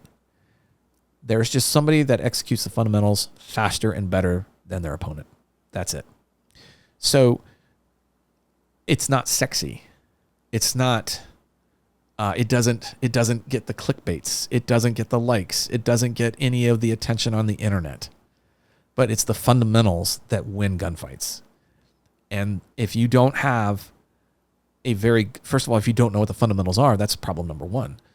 And then problem number 2 is if you forego mastering the fundamentals for something else, for things that look cool or things that you think you need. I am give me an example. Like trying to when I say think you need before you master the fundamentals. Like you need to be able to shoot on the move. You need to be able to use different tools like flashlights, weapon-mounted lights. You need to be able to do all these other things before you truly have mastered those fundamentals. Mm-hmm. In like every sport, every activity, there's that baseline of skill competence. And before you can start to go past that, you have to have those fundamentals dialed in. Those are the key. Like when and the reason why this is so valuable is that when you get pushed into what we call shock threshold, you are going to revert to your level of training, whatever that is, good or bad, right? If your fundamentals have been so hammered out, that's what you can expect. That's what you're trying to do, not all that other stuff that we typically see a lot of. And the problem is that it's elevated to a point of importance based on social engagement, social media engagement, not necessarily because that's what's actually happening in gunfights. Mm-hmm. So fundamentals are key. Learn them, understand them, perfect them, right? And I'm not like the other day I got together with another well-known trainer and we did some pro dev together, and nothing we did was fancy, nothing we did was sexy, nothing we did was like these crazy stuff. It was just hammering out. It was first assessing our proficiency at the fundamentals, and then once we did, we zeroed in on where those discrepancies were, and we spent the rest of the session focusing on improving those weak areas, if you will. And that's where the hard work comes into. That's what doing hard work is. As far as the third one is over relying on gear, which kind of goes back to that hardware versus software. There are obviously advantages to equipment But out of the box, a quality firearm from a name brand manufacturer is more than enough to start your path, or to start you on your path towards mastering those fundamentals. And then as you expand your knowledge base on those fundamentals, you start to realize and recognize where you can actually gain some advantages. Like, just because I put Formula One tires on my car doesn't mean that I'm going to be able to drive in a Formula One race. But yet that's how people think in many cases here. Master those fundamentals.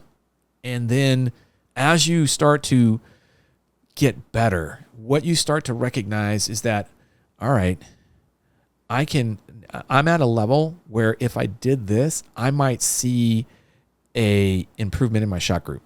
If I did that, I might see, maybe I'll see a fraction of a second cut off my overall time. If I did this, I might be able to, have a better chance at maintaining my crush grip throughout the string of fire, whatever it might be. And that's when you start to discover where equipment then really works for you, not against you. Mm-hmm.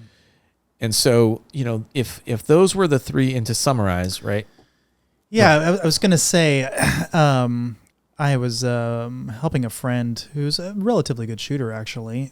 He's like, "Oh, I want to know what you're up to or whatever." So I brought him to range, and he had his equipment, and I had mine, and he had a type of holster where you have to push down to draw from it, and no big deal, right? I had never seen one up close, but right. We went through kind of a normal string of fire, and it was getting up there. Round counts are getting 200, 300, maybe 400 even. Wow. And his hand was so beat up from this holster. Interesting. He's getting blisters on the inside of his hands, trying to manipulate it to push it down, and sometimes he wasn't pushing it down far enough, so he was pulling it. And after it was over, I'm like, "So what? What was your big takeaway?" He's like, "Just fucking holster." He's like, losing his mind, So in some cases, I think I'd say the other example that it's worth mentioning. I had an interesting conversation with a firearms manufacturer recently, and they're getting more into the hammer fired pistols, and they want to go into LE and military, and I was like, what? But they don't use. Maybe some special forces use. Nobody that. uses them. Well, maybe, but I was trying to explain it to him, like, the reason I think most cops use Glocks, for instance, is because there's really nothing to them. There's no hammer, there's no safety, there's nothing else to think about. It's just so simple and reliable, obviously. Yeah. That I think, because when I see people taking your class and they have a hammer fired with a declock lever, or safety lever, or whatever, by the end of it, their hands are beat up, they're tired. You can tell they're just frustrated, and it's just a mess. So, that is another way to look at that is a solution looking for a problem, right? We've moved past hammer fired pistols for a reason. There's a perceived advantage that working through the longer double action trigger pull means that you, in that heat of the moment, have more time to process the available information. And that sounds crazy to me. Well, if you were to think about it, the length of travel between the double action versus the striker fired guns of any kind, you're talking about 12 to 14 pounds versus, 4.5 to 5 pounds, 4 to 5 pounds. So that length of travel, it is then computed into a time component, and that time component can be the difference between being able to change or to either continue in the path that you were on or change that path. Those split seconds that are happening at that moment it's considered an advantage to be able to take that extra moment of time that it takes for me to work a double action and continue to take in the information to process it. But that's also a split second that your enemy can get shots on you too. Well, there's a lot of things that go along with that. And I'm not saying, I know that there are a lot of fans of the double action. The problem that I've got is that, first of all, we moved away from double action because the amount of time that it takes for you to become proficient with it is more than it takes with a striker fired. The double action has two triggers, two different trigger weights, right? There's the longer, heavier double action trigger pull, which again is about 12 to 14 pounds. And then there's the lighter single action, which can be down to like 3 to 4 pounds. And unmistakably, that lighter trigger pull is way better than the striker fires. It is amazing. It really is. But the problem is that I now have to put the time in to master both of those triggers, because after I pull the double action, it's a trigger cocking mechanism. So after I pull that double action, every subsequent shot after that will be on single action. So I know that I will have to fire one double action shot. And if the gunfight requires more than one, I know every shot after that is single action. So I would be derelict in my training and my duties if I did not practice both of those. Isolated. And your students too. Right, correct. So, I have to isolate those two to begin with. I have to practice my double action, then I have to practice my single action, and then I have to bring them together. And that's where we have a lot of problems. Number one, trying to get people to actually train is not easy. Asking them to train more because of that piece of equipment is even harder. Now, those that are committed to it, I don't have a problem with. It's great. And honestly, I don't care. Whatever you want. Mm-hmm. But to come at it from a department level, like everybody's going to have these, okay, then I expect that department to have one of the best training programs in the world to ensure that those officers maintain proficiency on both those trigger pull weights. Because if they don't, there is a vulnerability in litigation, failure to train. And it's a known issue. So this is not like a surprise that these folks would not know that. And if they're willing to do that, I've got no problem. Whatever. I don't care. The ship has sailed long ago about me caring what people choose to carry and how. Like, if you're going to train with it, that's all I care about. So their one response back to that was they think that any... And I'm paraphrasing, but not much. Any adult who is in the special forces or whatever is just going to carry it, cocked. Maybe with safety on, but cocked in the holster. And that way they would never have the double action. They'd only have that crisper pull. And I don't know what to think about that. It was an interesting thought anyway. Ill-informed thought. Because, so back in the day when the 1911 was the prevalent sidearm, it had a single action, which in my opinion is one of the best actions you can have, that had a external thumb safety that had to be used constantly. So what the manufacturer is asking is now they're given the responsibility of to the shooter for how to safely operate that firearm, which means that, yeah, I could carry that thing single action, safety on, in which case, all right, why am I not just carrying a single action? Mm-hmm.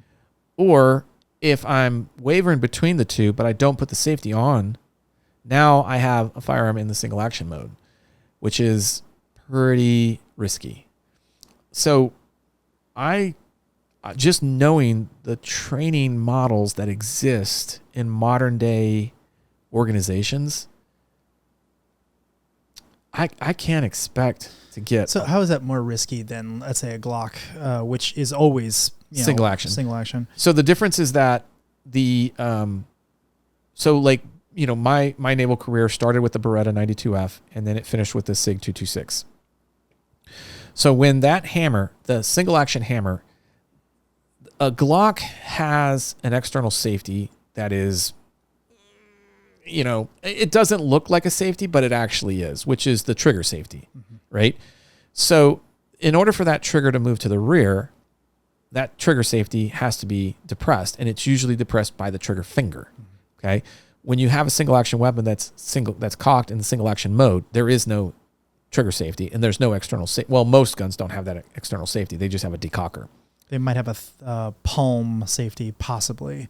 Yeah, some of them. I mean, we've the 1911 has a good example of a a beaver tail grip safety, which is called a grip safety. So in other words, in order for the 1911 actually has 3 safeties, and that's one of them: the external safety, the drop safety, and then the beaver tail grip safety.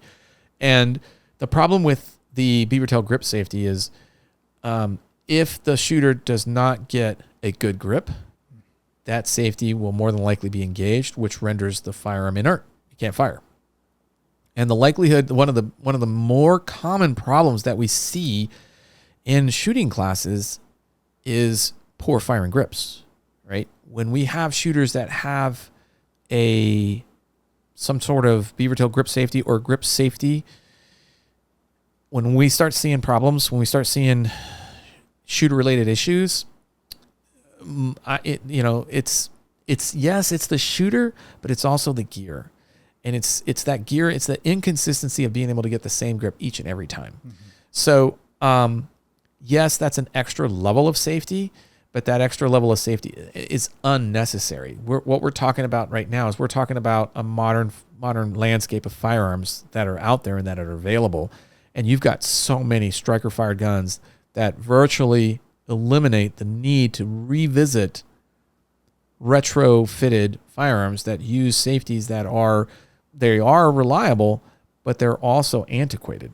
Unless the department is only interested in ensuring such a high level of safety with firearm management that it's a department policy and not something that is designed to actually support and benefit the actual line troops. Mm-hmm. That to me is where I also have a grievance. When, like, we saw this back in the day with the Glocks, and it was what's called a New York trigger. And basically it was a spring.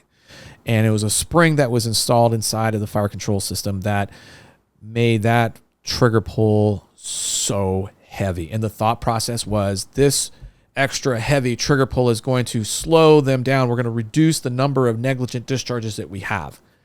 So they tried to solve the problem with a piece of hardware versus software, right? Okay, we need to start training people to be observant of the trigger finger and know when to put their finger on the trigger. So now you have 2 problems instead of 1 problem. Right. Well, in this case, they didn't solve the first problem. Right. They tried to by adding a piece of gear. But what we learned too was that marksmanship performance went bad, went downhill very quickly because it was so hard to be actually very accurate with that type of trigger. So we've seen departments that have come out and requested equipment modifications in order to, and I say this knowing that it did happen, to reduce litigation, right? The fewer incidences that they have to settle out of court, the better off they're going to be. And so that's one of the reasons why they kind of went towards that trigger. Now, we found out decades later that didn't really do anything. That actually made things worse, because when officers were required to shoot, now their marksmanship is so terrible that they're actually not hitting the target. And we're in a dense urban environment where your projectile, if it doesn't hit the target, it's hitting something else. So they tried to eliminate one problem and created another very real problem. So, and they still had the original problem. Exactly. So, I mean, they don't currently. They've mothballed that trigger. It's still available. You can still get it, but I don't know of anybody that voluntarily would put that trigger in their firearm and welcome a heavier trigger pull to an already complicated process. That's the wrong way of thinking. But that's the other type of, that's the problem that I've got with some of leadership that we see in many of these organizations, is that leadership is interested in insulating themselves and not actually serving the people that they are they are entrusted to. And it's unfortunate, but that's one of the other things that I talk about, like leadership traits that you look for in your leaders. It's not what you think. I mean, a lot of times, I need somebody like the character traits that we're looking for in every potential frogman is not just because we want them to be a good frogman, but we ultimately want them to be a good leader. Because the way that we are so agile on the battlefield is that we can make split-second decisions at the end user level. I don't have to wait for my CO, who's thousands of miles away to provide me with insight or the go ahead. I have their trust to know what the mission is. I have the training to back that up, and I have the real-time intelligence of being right there at the tip of the spear to see it all happening and be able to make actionable decisions that are going to benefit and help support the mission versus not. Yeah. So and hardware that supports it. Exactly. So my biggest problem is that when you see that kind of leadership, it's, in my opinion, toxic. It's never going to get better. It's never going to get good. All you can, you just, I mean, I feel for the guys that I see in those types of environments because, some of them are stuck. They can't really go anywhere. I mean, that's a career for them in a sense. And laterals come with other consequences. Laterals to other departments come with other consequences, other organizations. So it's not an easy thing. And it sucks. And sometimes you just got to weather the storm and wait for, maybe somebody to replace them or them to, basically, they advance out, they get advanced to a new position. They got to go to a new department or new organization and blah, blah, blah. And you just kind of buy your time hoping that things will get better. So you've trained quite a few police officers over the years, they've just cycled through your class or whatever. I'm really curious. Uvalde was a really crazy situation in many ways. Yeah. What would your advice have been to them, going into that whole situation? Like what kind of training didn't they receive that they probably should have, or what sort of advice would you have given them that would have fixed all that? So there are two things there. First, and I think the thing that really needs to be addressed is that's another perfect example of failed leadership. The leadership that was in place then that actually made those decisions are clearly to blame, 100%. There is blame to be shared by a lot of people, but that's where the blame needs to start with them. And we're seeing that, we're seeing kind of like the ramifications, and it's not hard. So let me back up. I'm getting a little sidetracked there. I don't think could anybody go through and get more training, more advanced training? Absolutely, no question about that. But do they need it? I think it boils down to are those individuals willing to confront evil? That's number one. If they're not willing to confront evil, then it doesn't matter what the training is that they're going to get or what I would suggest or recommend. But if they're willing to confront evil, they don't need training. They just need to get in there, find, fix, and finish the threat. That's it. That's as simple as it gets. Because what we know is that when a bad guy, in this case, a coward who elects to target the helpless, the vulnerable, the defenseless, it's a clear indicator of their character, of who they are. All it takes is for them to be put in a situation where now their life is in danger. The moment that their life flashes before their eyes, their change of heart is instant.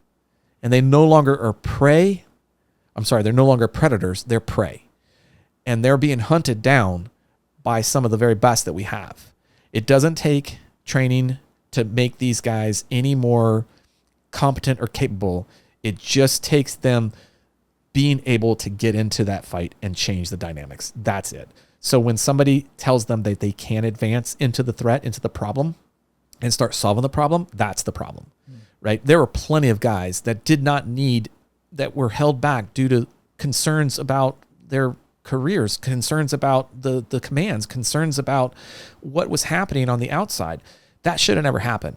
The only thing that should happen is that when you choose to do harm to the defenseless, to the helpless, you should know without a doubt that you're going to die, that there's going to be somebody that's going to roll in there within seconds and put a bullet in your head.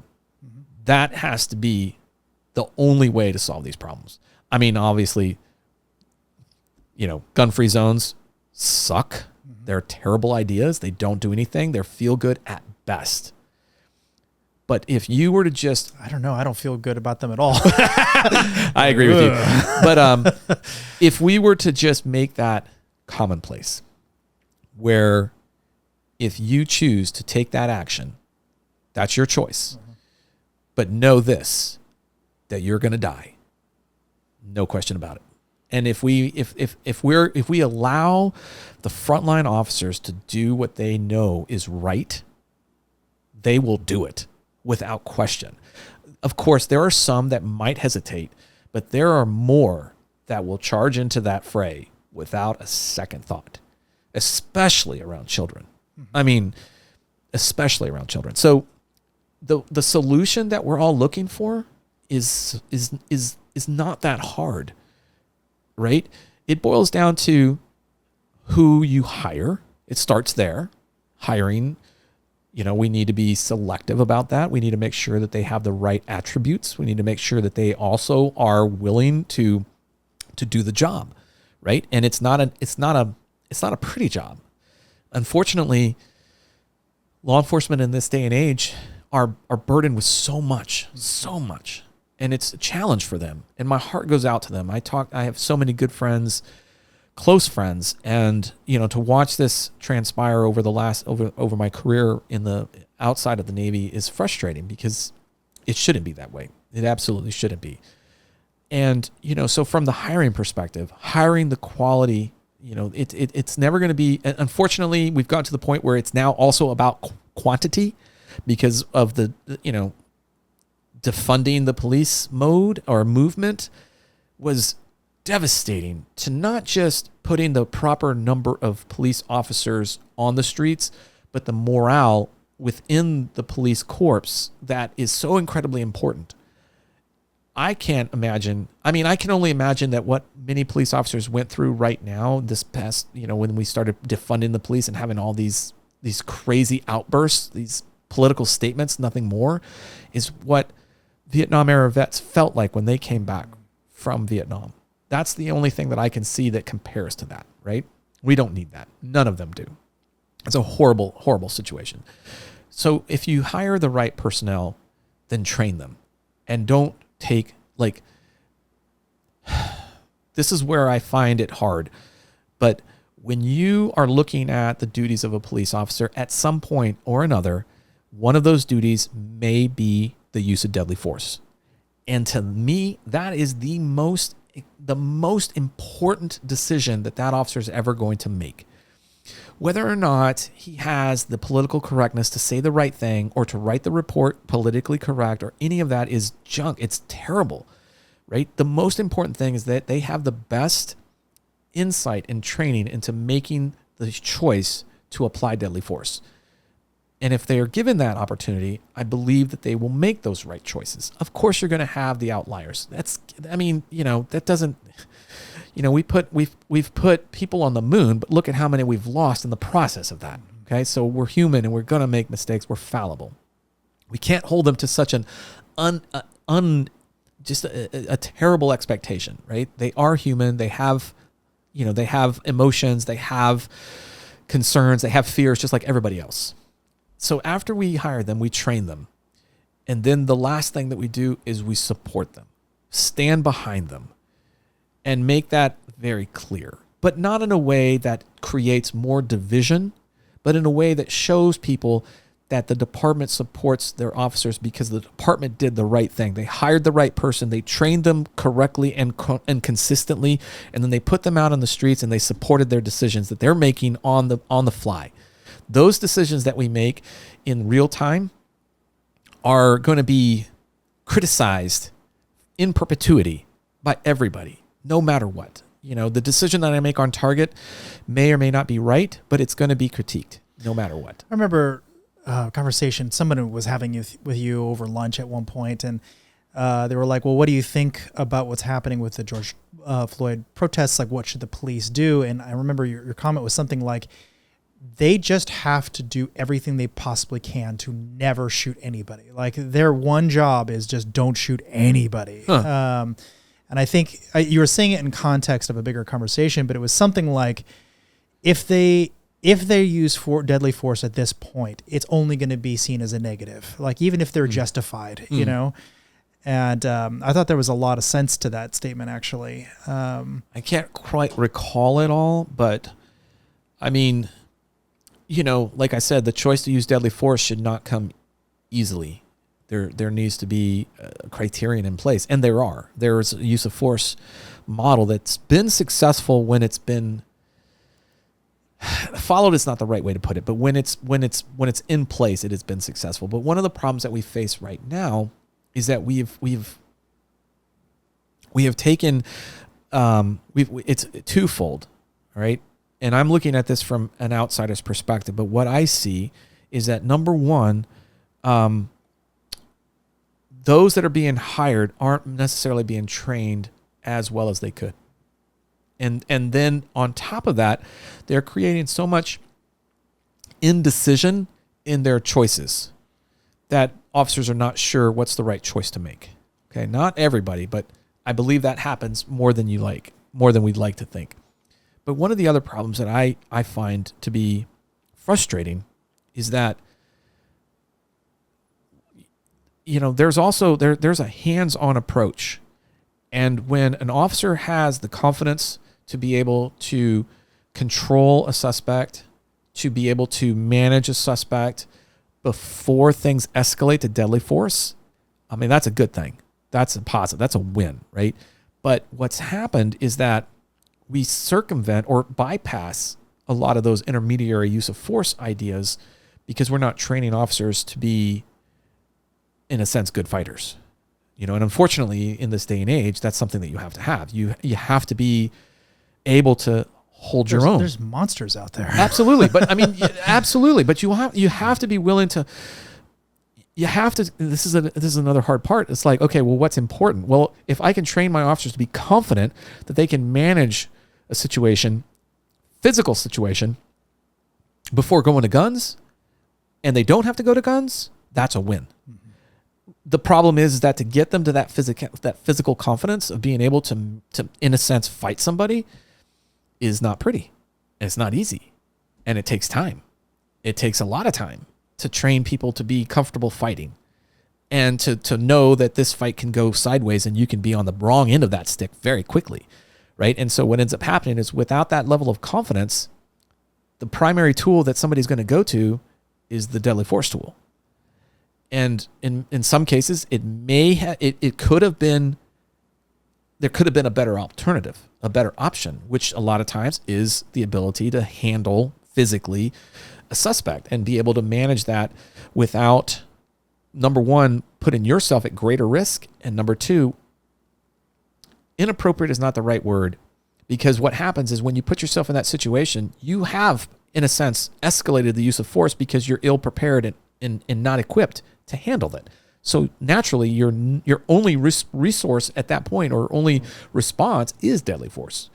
So I'm a huge proponent, and we see it now in certain areas of departments that invest in, whatever. I can remember back in the day, smokers was a big thing in the Navy. You would have the boxing matches, and there used to be the various, that was inner team, inner service, inner unit, you name it. It was always there. And there was something similar like between the first responders, law enforcement and the firefighters, where they would, have those matchups and whatnot. And you don't see that a lot anymore. You don't see that type of activities, because it gives the impression that it's promoting violence, right? And in the case of the law enforcement and police officers, that's their job, is to confront violence, or to be on the front edge of violence in the case of like a school shooting. And so, I find it's not comfortable to be around violence. It's not. And it's a very visceral type response for a lot of people.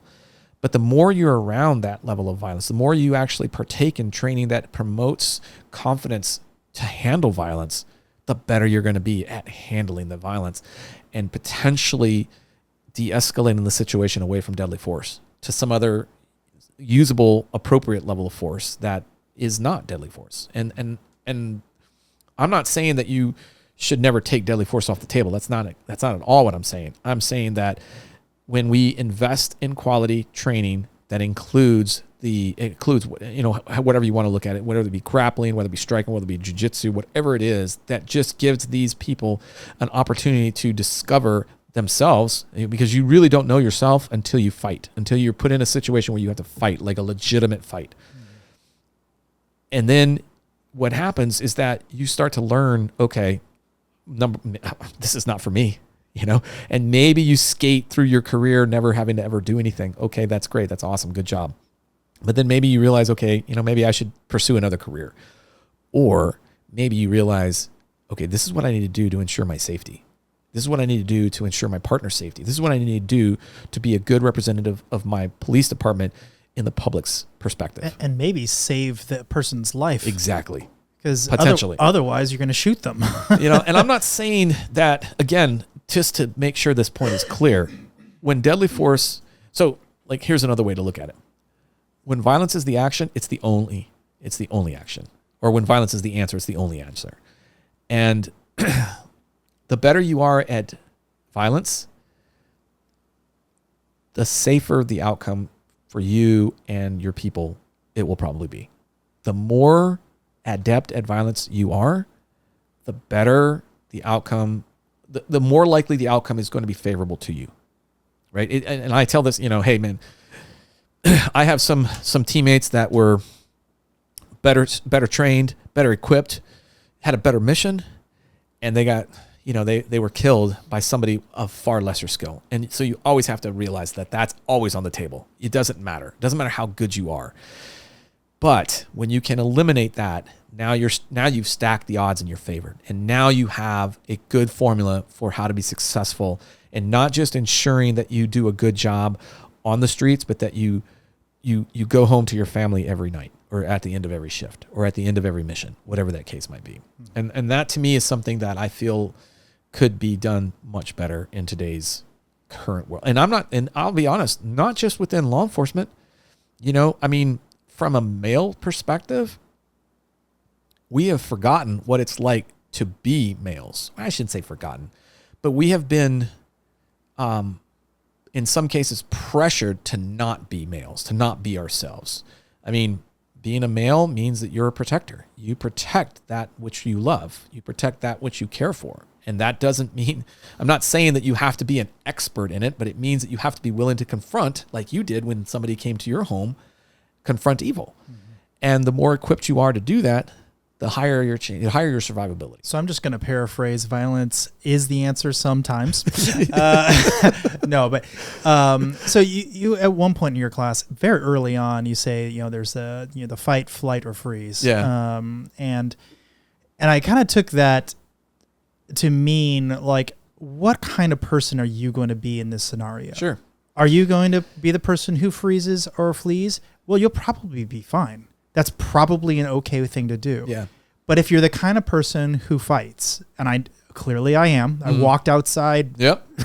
Did everything wrong, but managed to be okay. Literally every single thing I could possibly do wrong.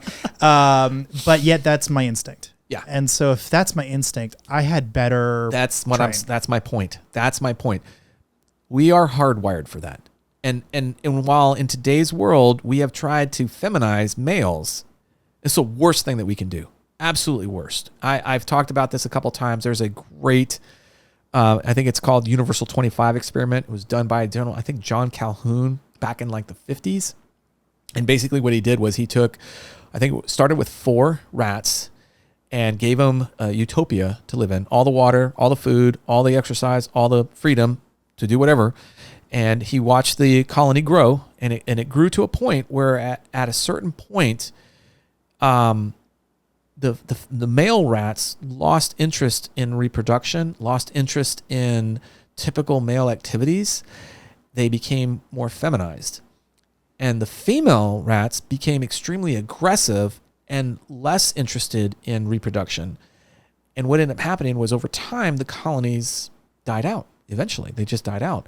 He repeated that experiment. I believe the reason why it's called Universal 25 is because he repeated it himself 25 times. It's been repeated by other scientists with the same results. So that, like, I can't help but theorize that we're the rats. We're in a similar type of situation right now, where we're told this is the utopia. Don't worry, we got everything for you. You don't need to be violent. You don't need to be aggressive. You don't need to be any of that stuff. And I disagree with that so hard. And, I've been somewhat less vocal about that. And at this point, I'm like, I don't care anymore. I don't care, because that I see our future as being in danger. And I feel future generations are not going to be best prepared to handle whatever, COVID-ish thing gets thrown at them. And we don't want that at all. So, I think it's violence gets a bad rap. Violence has this ultimate negativity put around it. But if you used violence to save your family's life, is it bad? Is it wrong?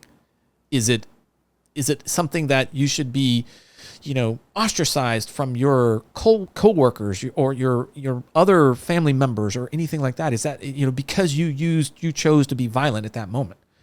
And I tell people, I'm like, hey, whether you like it or not, male or female, you are wired to be violent. But we have become so docile in this day and age that we've lost a little bit of that understanding of what we really truly are. Everybody wants to point the finger that, well, we're such a civilized society. And I'm like, are we? Are we really? Have you been downtown Austin lately? Have you seen what's going on down there? Maybe we're not quite as civilized. There's fights almost every single night downtown. Well, it's not just that. It's like when you see how the fights, and when you look at where our own city, how we went through some pretty rough times when the camping ban was lifted, and we saw what happened as a result of that. And you saw, to me, I'm like, how is this civilized? When we see this, when I have to tell family members, then they come to visit, don't go downtown. And if you do, don't touch anything in the public. And if you did, make sure you decon right away, because you got, Lord only knows what you've just come into contact with. That to me is a kind of like I'm like, on the one hand, people want to say that we're civilized. On the other hand, we really, really aren't as civilized as we think we are. I think when it boils down to it, again, throw a pandemic into the mix, and we saw what happened. I mean, look at what happened when people were going to the grocery store to buy toilet paper. What is up with that? I mean, you saw how quickly our civilization was on the cusp. It's a thin veneer. It's so thin. It does not take much to dishevel it. And then all of a sudden find yourself in some really rough times, some bad times. I mean, I remember when they were talking about the riots moving out of the city and into the suburban areas, I'm like, nope. Nope. I will caution you against that. I will give you an argument for not doing that. You want to destroy, government property? All right, go ahead. But the moment you move into private property and you start trying to exercise those same kind of ideas, no, I'm sorry. That will not work. At least not work here. At least not work in a way that I think they want it to work. I think it would be probably just the opposite. Right. Okay, well, so here's the softest softball I could throw. What's your opinion on the Second Amendment, and especially how it's kind of moving, it seems like, into a much more political, it's like there's definitely a side who's completely against it, a side is completely for it, but where do you stand on it as sort of a thing that we should try to protect? Oh, well, there's a lot to unravel there. Sure. All right, so let's start by addressing and understanding what the Second Amendment really means. First of all, if you look at other countries' constitutions or their declarations or whatever formal documents that they have, nobody has a Second Amendment. Nobody, right? If you have an affront to me owning a firearm, that's not a me problem. That's a you problem. If you are concerned about crime being committed by people who are using guns, that's a criminal problem and not a me problem. So there's a couple things that we need to kind of address first and foremost. Why is it that you are against the Constitution? Because what I tell people is this: the First Amendment only has its teeth because of the Second Amendment. That's it, right? I agree that the rest of the amendments carry equal value, but without the Second Amendment, they are valueless. So only with the Second Amendment do they actually have the value. And without the Second Amendment to protect the First Amendment, we would not be able to have these kinds of conversations. We would not be able to criticize or condemn or say anything bad without retribution or consequences. And when people think that that doesn't happen in the world, look at what's happening right now in our own country. I mean, I'll be honest with you. I cannot believe we're actually enduring this. I cannot believe that we haven't just said, yeah, no more. Thank you. Children, go back to your children's table. Let the adults lead now. But I've had the fortune of traveling throughout the world. And what I will tell you right now is somebody that is adamant about removing the Second Amendment is, to me, an enemy to our freedoms. And all it takes is for you to travel to a country that does not have the Second Amendment, that has an oppressive regime, a despotic government that is, the people have no way of placing the government in check. And what people don't realize is that I don't care what you say on TV. I care what actions you perform, and your actions are telling me something different than what your words are telling me, right? So if you travel to any of these other countries and you realize that these people live in fear of their government, and the reason they live in fear of their government is they can't do anything to stop their government. In this country, the government fears the people, not the other way around. And the reason for that is because the government is for the people, not the other way around. And so when people have a problem with the Second Amendment, I first have to try to understand, what is their problem? Why is it that you are opposed to safeguarding our freedoms and liberties? Let's have it. What are they? What are some of the arguments that you hear or that are out there? I would say the biggest one is school shootings, for instance, or innocent victims being harmed by gun violence at a higher rate than other countries or something along those lines. I would always caution you, and I'm not saying you, sure, but the audience, always caution the audience on the statistics that are shared. Just about every one of those statistics has been proven wrong. So don't take my word for it. Do your own research. Learn about that. First of all, what happens in other countries, I don't give a fuck. I don't care. You can't compare our country to other countries. We're different. We're not the same. And we shouldn't be trying to put an apple in with an orange and try to compare the two. That just doesn't work, right? So that's a failed policy, first and foremost. The hard part about this is that a lot of these things, these terrible, horrible events that happen, are the only things that we see, the only things that the media is willing to share. What the media is not willing to share are the hundreds of people that protected themselves with a gun. That doesn't... Probably that night. In the same time period. Yeah. Across the country. The problem is there's no way to calculate how many this happens. There's several organizations that have tried and have speculated, and the numbers are crazy. Yeah, the numbers are absolutely crazy. I've heard like 400,000 a year. And I would say that's probably pretty low. Really? Yeah. Wow. Yeah. Pretty low. I mean, the problem is that there's no way to, like, anytime a gun is used in a crime, there's obviously a statistic that is created. There are no such reports created for somebody that uses a firearm to protect themselves, but did not require them to use the firearm, did not employ deadly force. Mm-hmm. There's no reports for that. So many of them go undocumented.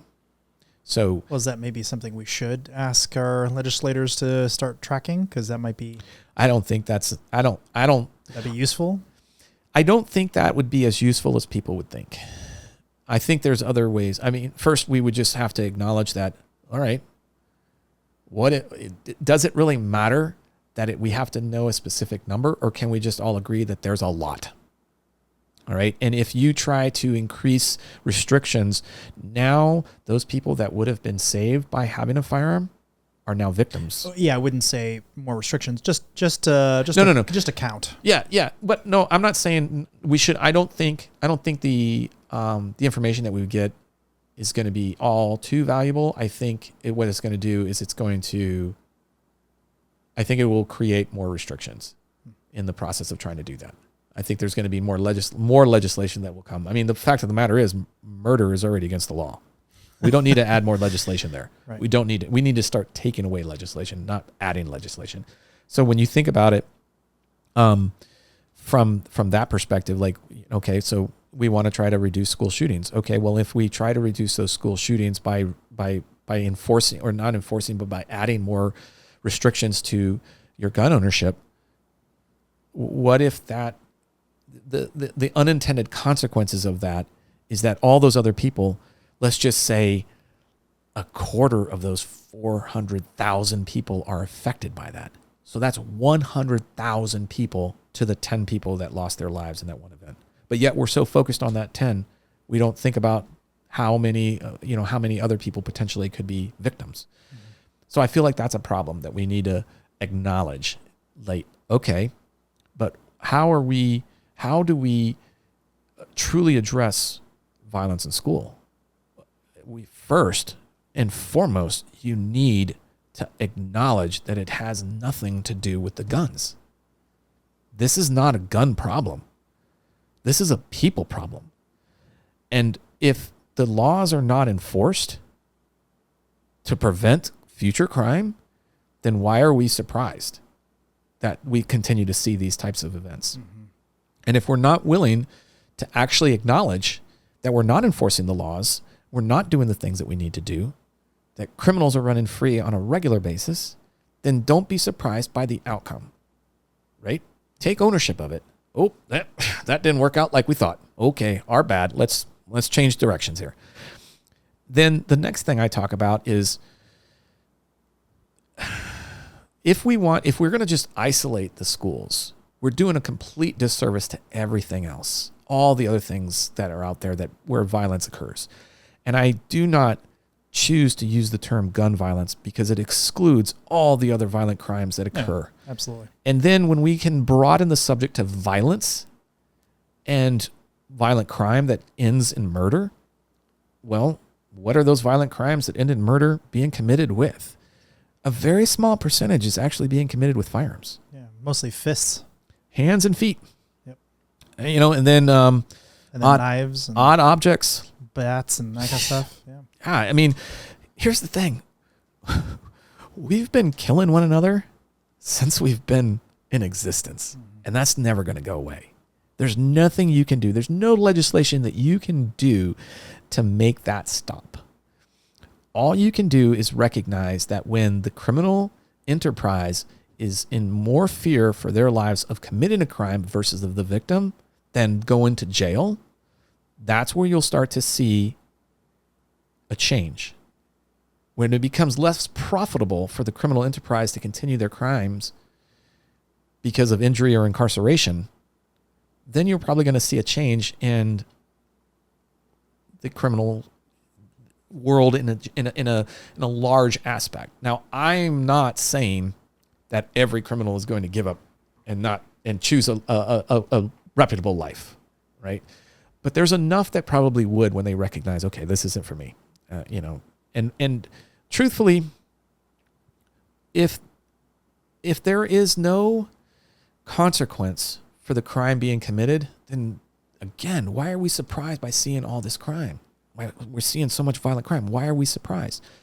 I'm not going to even start talking about the perpetuation of violence in video games, in television, in Hollywood, and how it's okay to depict violence there and allow children to observe that level of violence at very young, impressionable ages.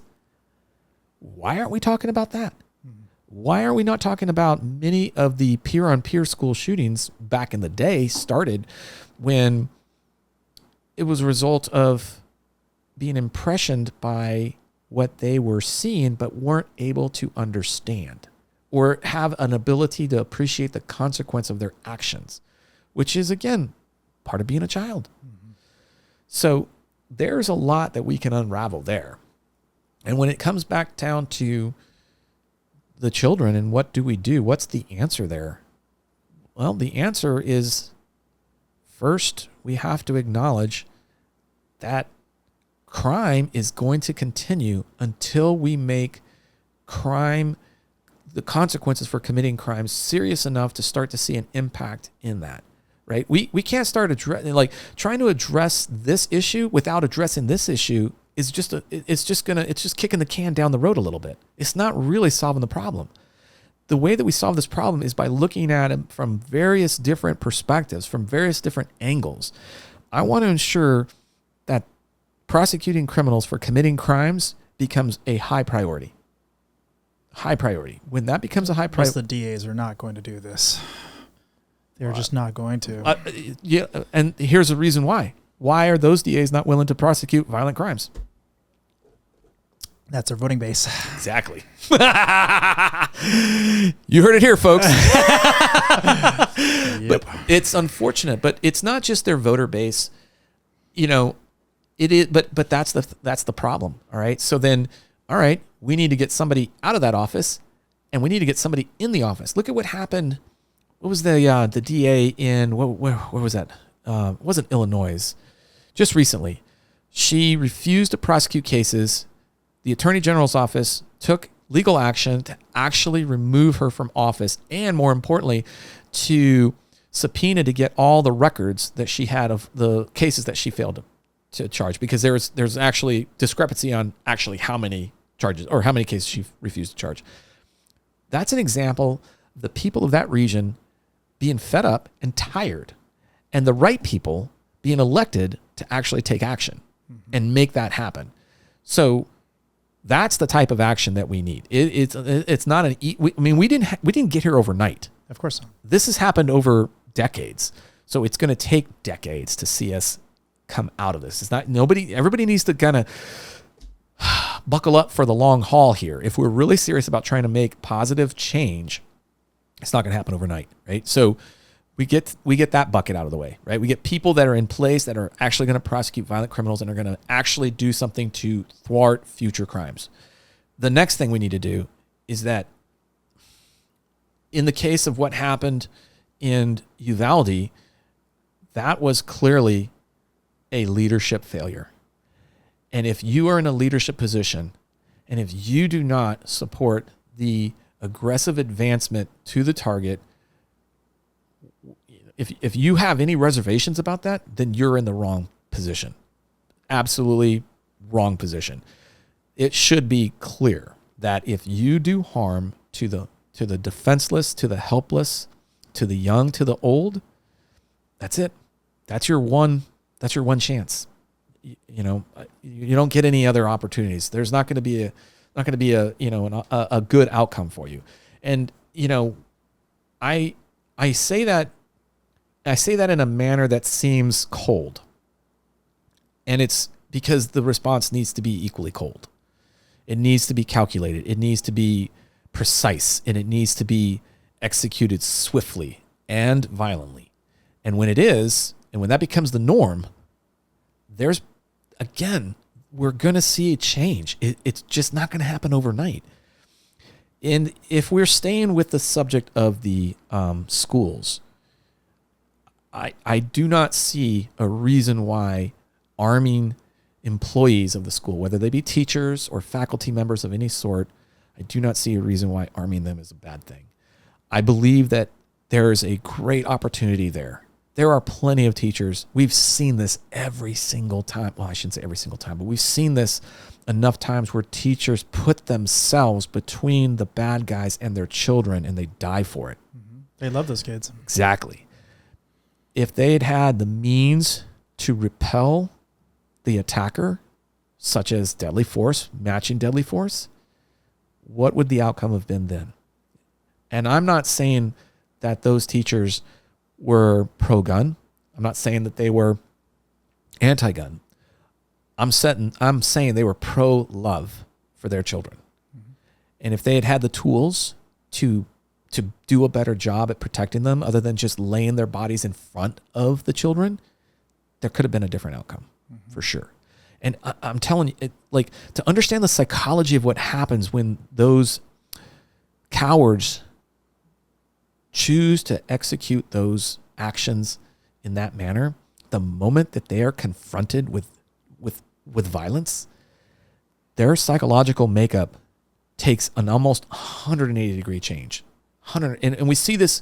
It's a phenomenon. It's not a phenomenon. It's called fire maneuver effects, right? And when we utilize fire and maneuver on an enemy, we're putting such a tremendous amount of impact on them that the psychological impact of what we're doing is starting to create doubt. It's starting to create loss of, desire to fight. It's designed to put so much pressure on them that we either get them to surrender, or they make enough mistakes that we win, right? And the same kind of theory, same kind of philosophy occurs with these active shooters. The moment that they're confronted with the moment they're confronted with a good guy with a gun, their life outcome changes dramatically, because now, again, they're no longer the predator, they're the prey.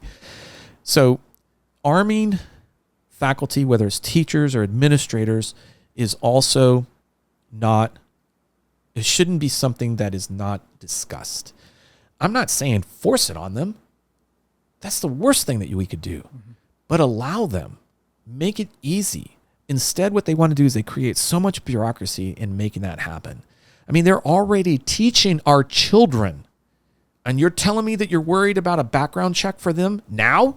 You're worried about, we should do a background check if they're going to be armed. Really? Why didn't we do a background check before they were actually starting to teach and influence and impact and be in contact with these children? That's the real thing that I have issues with. And then another uncomfortable subject is parents.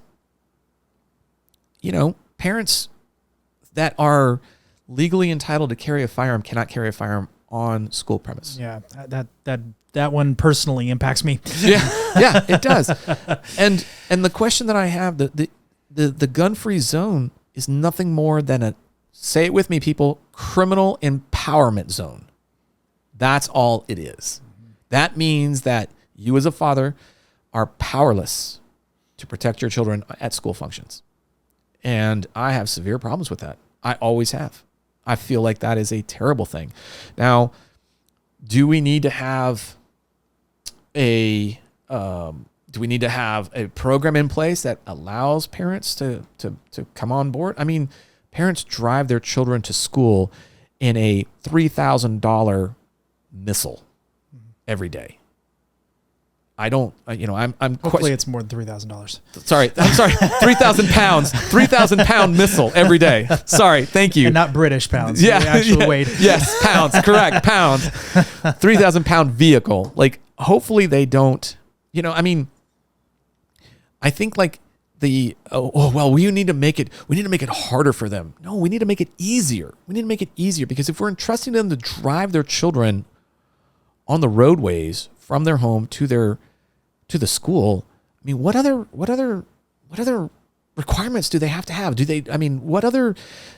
How else do they need to demonstrate that they should be able to do this? I mean, first of all, it's a constitutional right.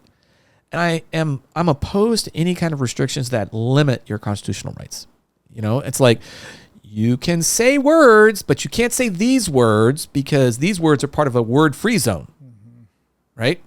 It's you either it's all in or all out. That's how those things work. That's how those amendments work.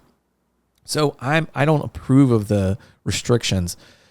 I do recognize that there are a lot of people that probably are losing their minds right now, that are just, that's the stupidest thing I've ever heard. Maybe it's the stupidest thing you've ever heard until it's your children in that room being defended by a teacher that is unarmed, that a response time there is halted because you have leadership that is double checking to make sure that everything's in place, or that you have officers that are not properly, vetted or chosen to be in the right place at the right time. Yeah, okay, those all lead to some kind of scary outcomes, without a doubt, but they don't need to, right? And I feel like there are solutions to these problems that people don't like to address. I believe that, first of all, I understand that the states have autonomy over their legislation, their legal bounds, but I feel as though we should have a national level reciprocity that allows me to carry my firearm wherever I travel. And I know that upsets a lot of people. And when it does upset people, why does it upset you? Okay, well, what if it's not somebody that, let's just say that I am not as qualified as I currently am. Let's just say that I maybe am a new gun owner. Okay, that's a reasonable thing. Maybe that's a good reason to create some incentivized programs that does provide, you want to carry in our state? Well, here's what you have to do. And I believe that what happens is with time, people will, if they're incentivized to do things to help promote an improvement in their quality of life, they're probably going to do it. So if we were to think about it from these terms, what's an example of this incentivized program?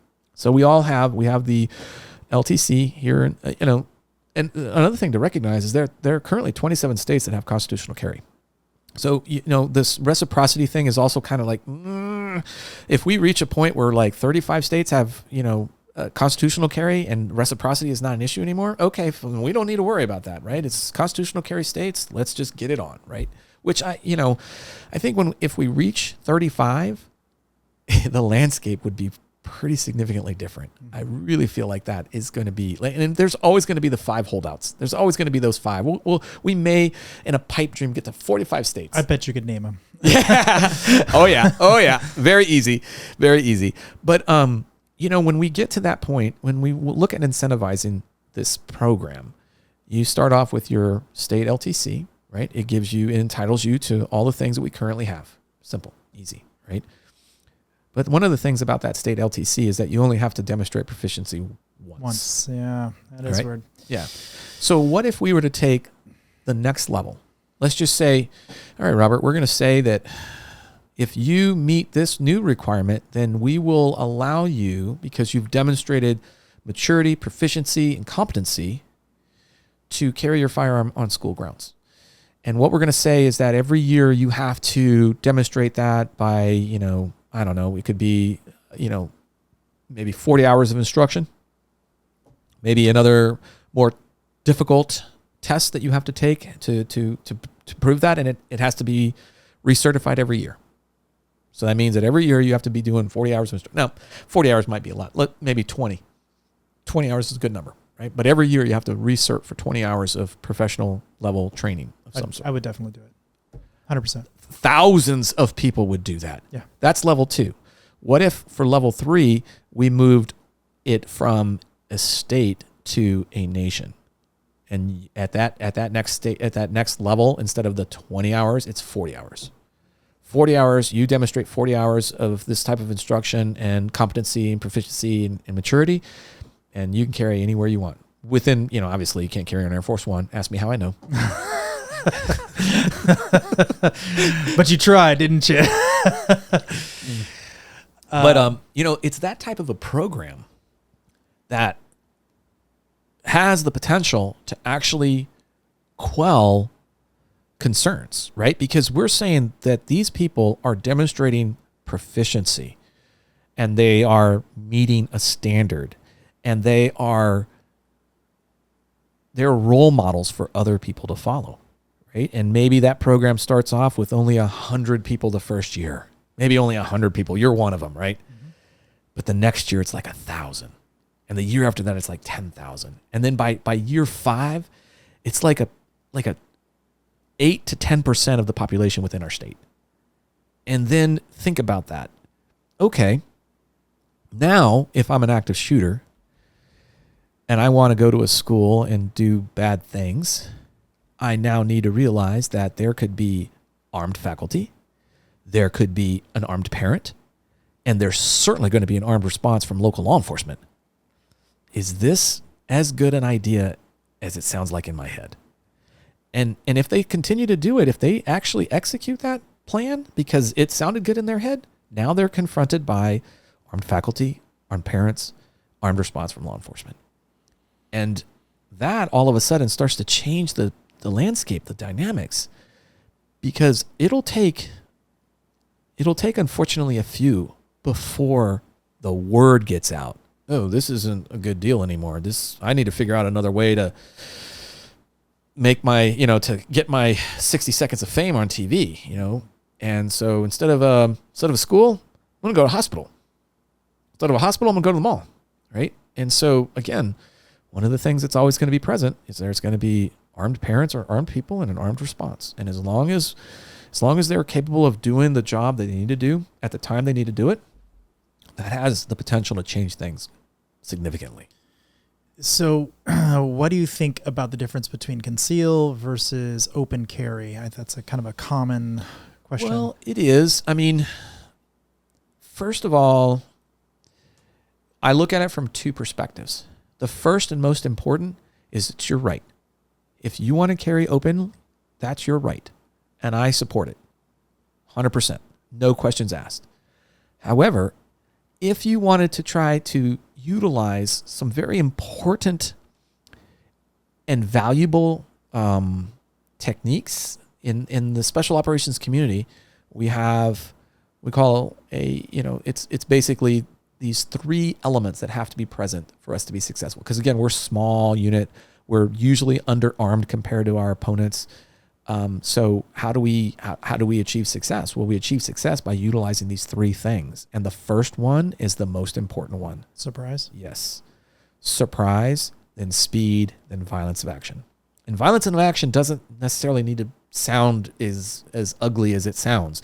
Violence of action means my capability of being precise and surgical with what I am capable of doing.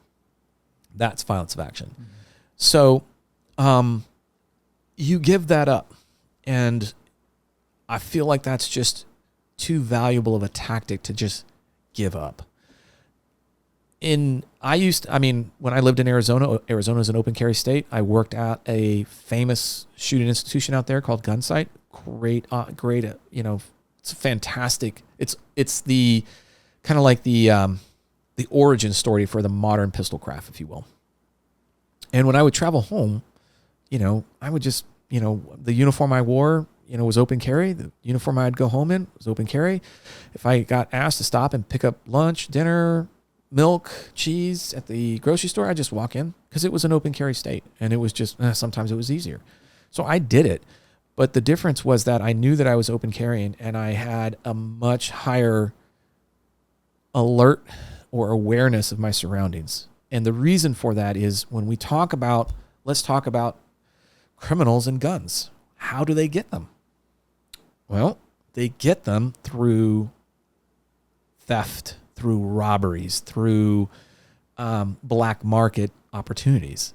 So if I'm carrying openly, I potentially so again, when we talk about the how criminals equip themselves with firearms, they would rob homes they believed firearms were located. Then that became a little bit too dangerous. Home invasions kind of started to change a little bit. So then they started carjacking vehicles they thought had firearms in them, and that became a little too dangerous. So then they just started to break into unoccupied vehicles, right? And that still kind of came with the risk. And so now they're just robbing guns off of people that carry the guns, right? They don't need to have anything. They just walk up, take the gun out of the holster, and what are you going to do? Right? There's plenty of CCT video of these exact acts occurring, and some of them are comical. I mean, I hate to, I shouldn't laugh. I should not make light of it, but to watch it happen and realize how quickly it happens and how you're powerless. I mean, once they take the gun out of the holster, there's not much you can do about it. You're getting robbed of your gun and maybe more, right? So my encouragement is to consider how important the element of surprise is to a violent encounter. And if you can exploit that to your advantage, then you should consider it. If you don't feel as though the element of surprise is as important as the demonstration of the fact that you're carrying a firearm, I feel as though that'll work until it doesn't. Mm-hmm.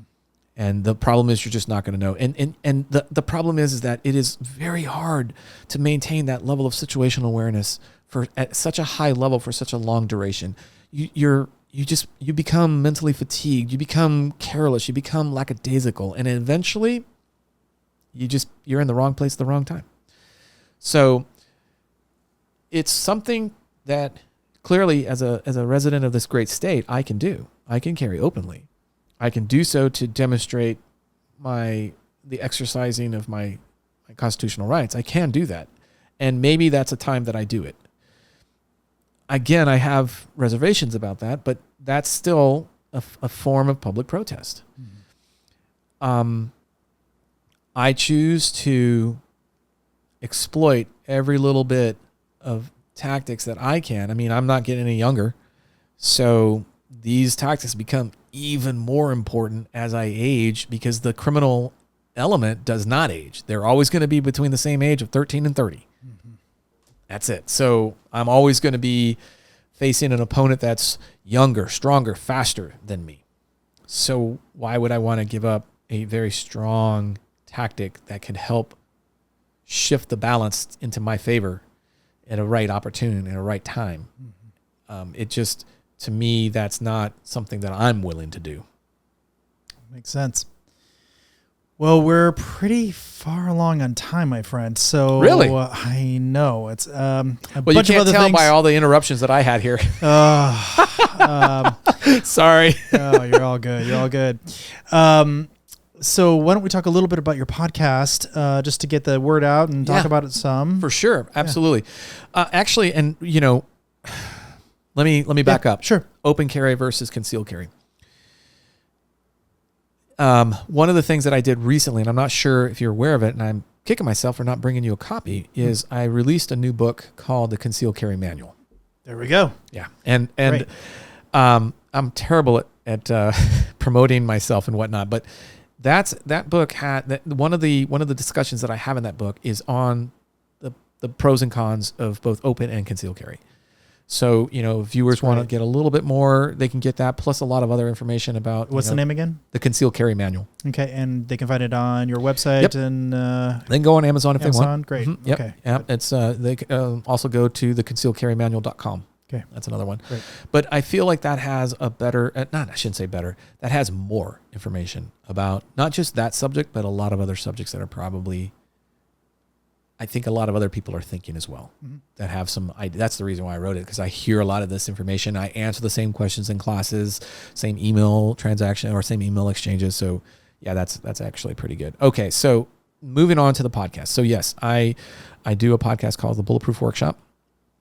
And the podcast is really what we like to do in that podcast is I like to talk to people who I identify as being successful, but not about their success, about their failures, the challenges, and what they did to be, how they coped with those, where did the resiliency come from? How did they find that resiliency to continue to move forward and eventually become successful? And we've had some amazing guests, and it's not so strict on the Second Amendment or the gun community.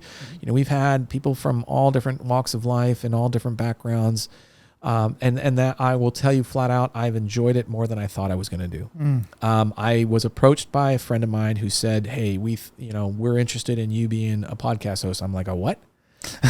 I'm a podcast guest, but a host, and so I told him I needed some time to think about it. And I talked to a bunch of friends that I know that have had long and successful podcast careers, and they all were so supportive. And they said, "Yes, do it, go for it." Just, what do you got to lose? And that's exactly how I looked at it. But what I've come to appreciate is just in a sense the dialogue, but really learning. Like, again, I like to study my own failures, and I like to learn how I could have done it better. And I like to think that I try to not make those same mistakes. Occasionally I do. Sure. But I find it to be incredibly valuable. I don't like to get hung up strictly on failure. There is sometimes too much of a good thing, like when all you do is focus on your failures. But I do appreciate that. And so learning from other people that have been successful in different areas of their lives, whether it be business or financial, which is not always the same, and then family and relationship, it's always interesting to hear how they've been successful in that sense. So, we've had a lot of fun, and we're not nearly as far as you are. I think we just released, I think, our 40th podcast. That's great. Yeah, we just released it today, so that was awesome. Most people are done in the first usually 2 or 3. Yeah. So you made it. You made it past the hard part. I think I was told that if I made it past a dozen, that was like a major milestone. Uh-huh.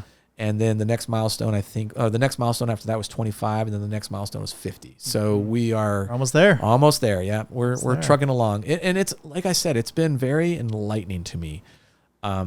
I enjoy doing the research. I enjoy doing the homework. I enjoy learning more about the host. I enjoy the conversations that I have with hosts. They're not always, like this has been very amiable, but they're not always amiable. Sometimes we have points of contention that we just don't agree on. And I like to have those. That's actually fun for the audience. I think so too. Yeah. I think it's important because we don't always want to agree on everything. We want to make sure, like this is so funny. I was having this conversation with my younger son earlier today. I was like, listen, I like doing the podcast because what it allows me to do is it allows me to understand other people's whys. And I learn about that. And what I'm hoping to do is I'm hoping to validate my why, or I'm hoping to learn that maybe my why could be better or be changed. And so I'm open to that. I'm always open to the idea of improving my why, right? And that can mean... What is your why? What's that? What is your why? Well, my why could, you'd have to be more specific. Like, what is my why for what? All right. Changes. Yes. Right. Well, about this industry, why are you doing this? Why am I doing the podcast? No, why did you focus your career on the Second Amendment and training? Didn't start out that way. Uh-huh. The choice to move into the instructing or the training world was kind of a happenstance. It happened while I was overseas. I was working in a capacity where we were very thin, very small, and we were responsible for some pretty serious stuff. And we also didn't have the capabilities organically. And so we had to recruit personnel that were experts in that. A lot of it had to do with like forensics, and a lot of it had to do with, what we call sensitive site exploitation, which is taking as much information off the target as we can. And we brought in people that were just that. They were experts. But imagine leaving here tonight and flying to Kabul and then moving into, the middle of the city and having to do your job in the middle of that city while we go and hit targets with us, by the way. You're going to be in the car. You're going to be on the target. You're going to reach into that computer and you're going to pull out its guts and you're going to bring it back so we can take it and use it, right? Am I shooting too, or am I just along for the ride? I'm not. Your safety is your responsibility. But that's how it started. That's the funny problem is like these guys that got on the ground, they were equipped with soft body armor and they had their handguns. And, at one of the command leadership meetings, I'd mentioned that, these guys are, we're thin on target, and I'm having to pull double duty of not just being an assaulter, but being a bodyguard. And, that's tough. That's hard on us. And I'm thinking it would be better if they had the ability to protect and defend themselves and be a part of the team. I can see that being something that would be of value, right? It's another body. It's another set of eyes. And he was like, that's a great suggestion. Go ahead and take it for action. So then I started every Friday. Well, shit. Precisely. And then every Friday was our range day, and we would roll out to the range, and we would, we'd have to run blue and gold. So blue team would set security and be kind of there to defend, because this was out in bad guy land, and gold team would be training, and then we'd flip-flop. And so, gold team would hold security, blue team would train, and then we'd mount back up and fight our way back to the compound. And so they started coming with us. We started training them, and it changed dramatically. And like, I don't know, it was like maybe 2 or 3 deployments later, I seen the evolution of this, and I'm like, and same meetings. Well, a meeting that was similar, probably be a good idea if these guys got the training in theater before they actually left to come to these places. That's a great idea. take it for action. Well, shit. Again. I like I said, I like to try not to make the same mistakes. Doesn't always happen. But in truth, what that allowed me to do is that gain. I got an appreciation for that at that time. And, we opened up our doors in 2001, officially, legally in 2003. Mm-hmm. And we started training pretty hard because the GWAT was in full swing. And eventually I got to the point where, traveling overseas became less profitable. I was losing money going overseas compared to what we were doing stateside. And so I eventually stopped deploying at that point. And I, for the life of me, cannot remember why I brought this story up in the first place. Well, just your why. Oh, my why, right. So when I started training in that regard, I started to see a need, and I started to see that there was discrepancy is maybe not the right word, but a difference between how I looked at training and how training was being conducted. And I thought I could change that. I thought I could make it better. And I have. Over the last 20 years, I've made it I've improved it in my own way and how I've touched that part of the equation. And I think one of the things, and it's not an easy job, it seems like it's easy and sounds like it's fun. You get to travel all these other cities, you get to work with all these other people, and that's all true. But every one of these students potentially will have to use the skills that I'm teaching them to save their life or the life of their loved ones. And we've had some successes and we've had some failures. I've lost 6 students to gunfights. Wow. Over the years. I've had way more that have won, that have contacted me to talk to me about the event, how that happened, what went on in their minds, what was beneficial, what they were like, thank God I went to that class, thank God I learned this. This was something that saved my life, or I feel like this saved my life. Mm-hmm. And it's so humbling to take those calls. And the first few moments of the call, I'm in awe. I'm just, I'm there. I have. That's a great why. It is, and it's made such a difference. I don't do it in the hopes of having more of those calls, but I do it knowing that that could be the difference. That our exposure to them can be the difference between life or death, and so as a result, we continue to do it. That's amazing. Yeah. Well, I've certainly learned a ton in your class. I remember at one point you said it was sort of a braggadocious moment, but I actually thought the more I went through your classes, the more I thought it was probably true, that you would stack your students up against other students from other instructors. Oh, yeah. Pretty much any day of the week. Absolutely. And now, having gone through enough of your classes, I don't see anyone walking through anywhere in any ranges I'm at ever who I think is like wildly better than your students. Like, just no. Even if they've trained for a long time, I kind of look at them a little side eye, like, I probably wouldn't do what you're doing, but that's all right, whatever.